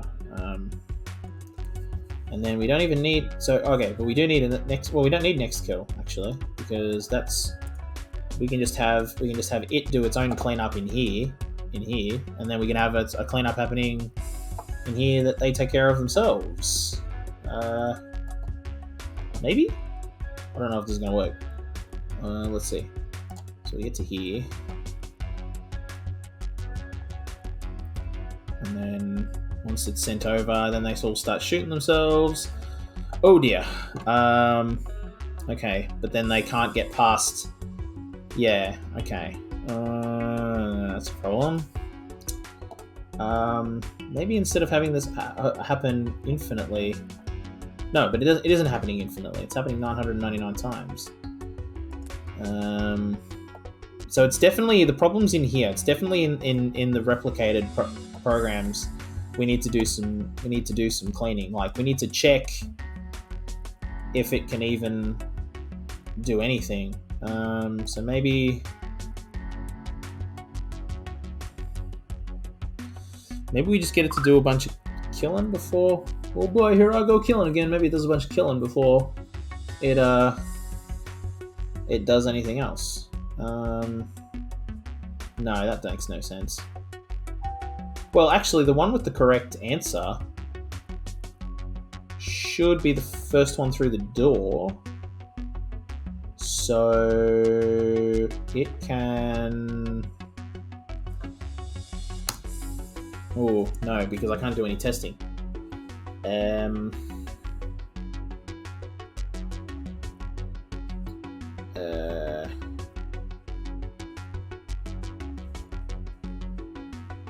Yeah, because then what do we do once that's empty? And yeah, so what we need to do then is maybe we need to do our cleanup step before we do our sending traffic. So, but it can't work like this.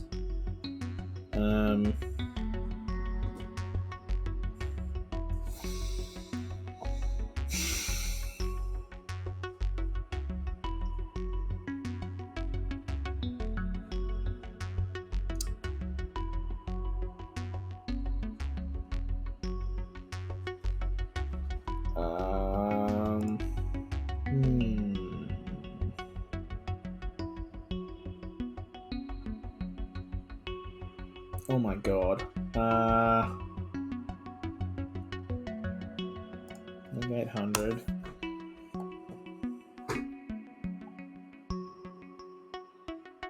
Actually, yeah, wait a minute. We can create another loop in here. Well, this isn't a loop in the first place, it's just a marker, but we can create a loop in here. So mark, and we'll have this as our kill loop. So maybe we'll call it mini kill. We'll call it kill 2 because it's for yeah. So what they'll do is it'll whoops, I forgot to name it properly. Kill 2. So what this will do is it will oh boy, it will. Well, because this one will have the correct password in it when it gets over there, hopefully. So it'll just, but it'll have to kill, but it'll need to do it a whole bunch, and I need it to oh boy. Unless what I do is I save X. So wait, if I go make a file, which takes up a bit more room. So we make a file, and then we copy. Oh wait, because we're holding it still. We're actually holding that file, aren't we? Yeah. So we're going to copy, and we're going to copy what's in our X register into that file. Right. Okay. Actually, so what we'll do is we can do that outside of this. So it'll just. This can happen once it's in there. And then we can execute our kill loop. So we've got our password number saved, and we're holding it. And then what we're going to do is we're going to kill literally everybody that's in here. Well, actually, what we're going to do is we're going to copy 999 to X. Then we're going to kill. No, wait, actually. I'm going to do that outside the loop too. Cool boy. I'm setting up infinite loops everywhere. Okay, so copy 999 to X. Then we're going to kill. Then we're going to subtract from X1. Then we're going to test if X is equal to 0. And if it's false, it's going to jump into kill 2. Otherwise, it's going to fall through. And when it falls through, it's going to copy F into the X register and do everything as normal. So maybe that'll work.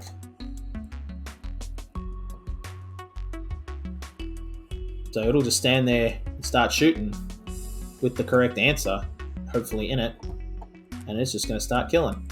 So everybody that comes in, it's just going to start killing them. Oh, but they're all making... Oh, damn. Oh, dear. Okay. But they're all making files before they start their killing. Good boy. So what I should probably actually do then is... I need to pick up that... I need to drop that file.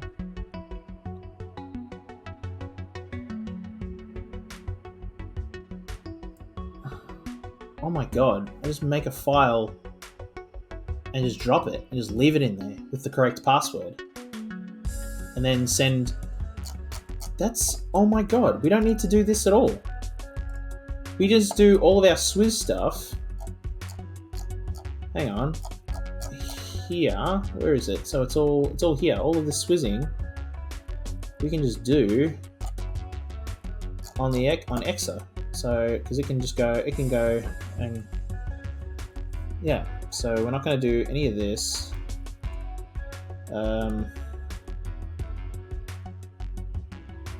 It's going to have its own timer. Yeah. Copy 999. Well, actually, no. We'll copy 1000. Actually, we'll have it do it more times. Copy 1000. And then 2x, and then we're going to have our countdown. And it will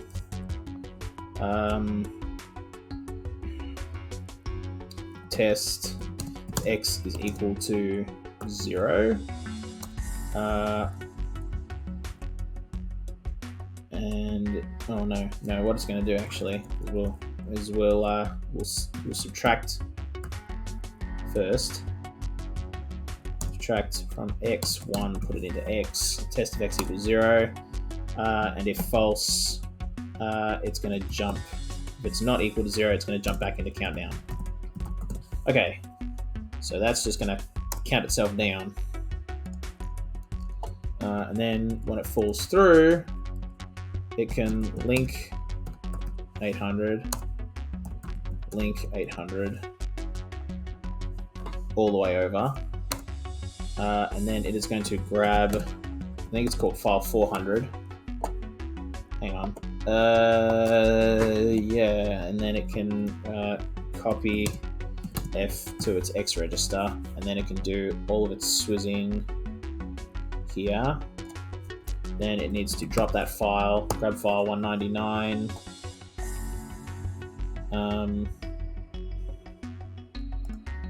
Copy what's in that file into the X register. It then needs to drop that file. Oh shit. Oh dear. Okay, so wait a minute. We need to copy F to X. Drop 400.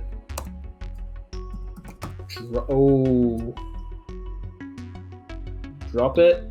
No. No. Copy F to X. And then how do we delete that file? I think it's, what is it? It's wipe, right? Wipe, and then you're going to so you're going to wipe that file. You're going to make a new one. Probably not necessary, but whatever. Make a new one, and then we're going to go from there to swizzing into that file. And hopefully that's also a file 400. I have no idea. I'm going to drop that file and grab 199, copy that, drop, and then not do a make, we're going to do a grab of 401. Hopefully it's called. I don't know. I literally have no idea if it's even going to get to this point.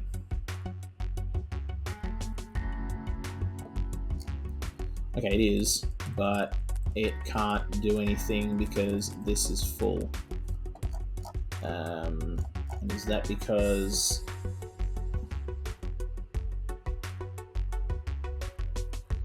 Right. Oh. So why has it reached 0 so dang fast? Maybe, you know what? Because we need to set it to... We need to set it to 3,000. Alright. Just have it an exorbitantly long time. Before this code will execute. So it'll do stuff. Ooh. Yeah, that's not going to work. Ooh. Nope, that is not going to work at all. Oh boy.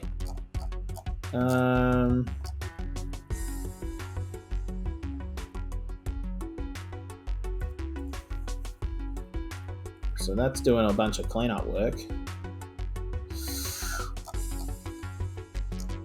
I think I've confused myself, is the problem. Yep, I think I have. So what I need to do is I'm going to get rid of the expert and exa. Yes, I'm going to get rid of them. This works. We know this works. To crack the password. I think I'm going to call it there. Because, like, if I don't, it's going to be bad. Because we got this. This is really great. Like, that's neat that we can just crack that password. And... Oh, that's gonna... Yeah, okay, so... We'll just do that. So we know we can crack a password, which is neat.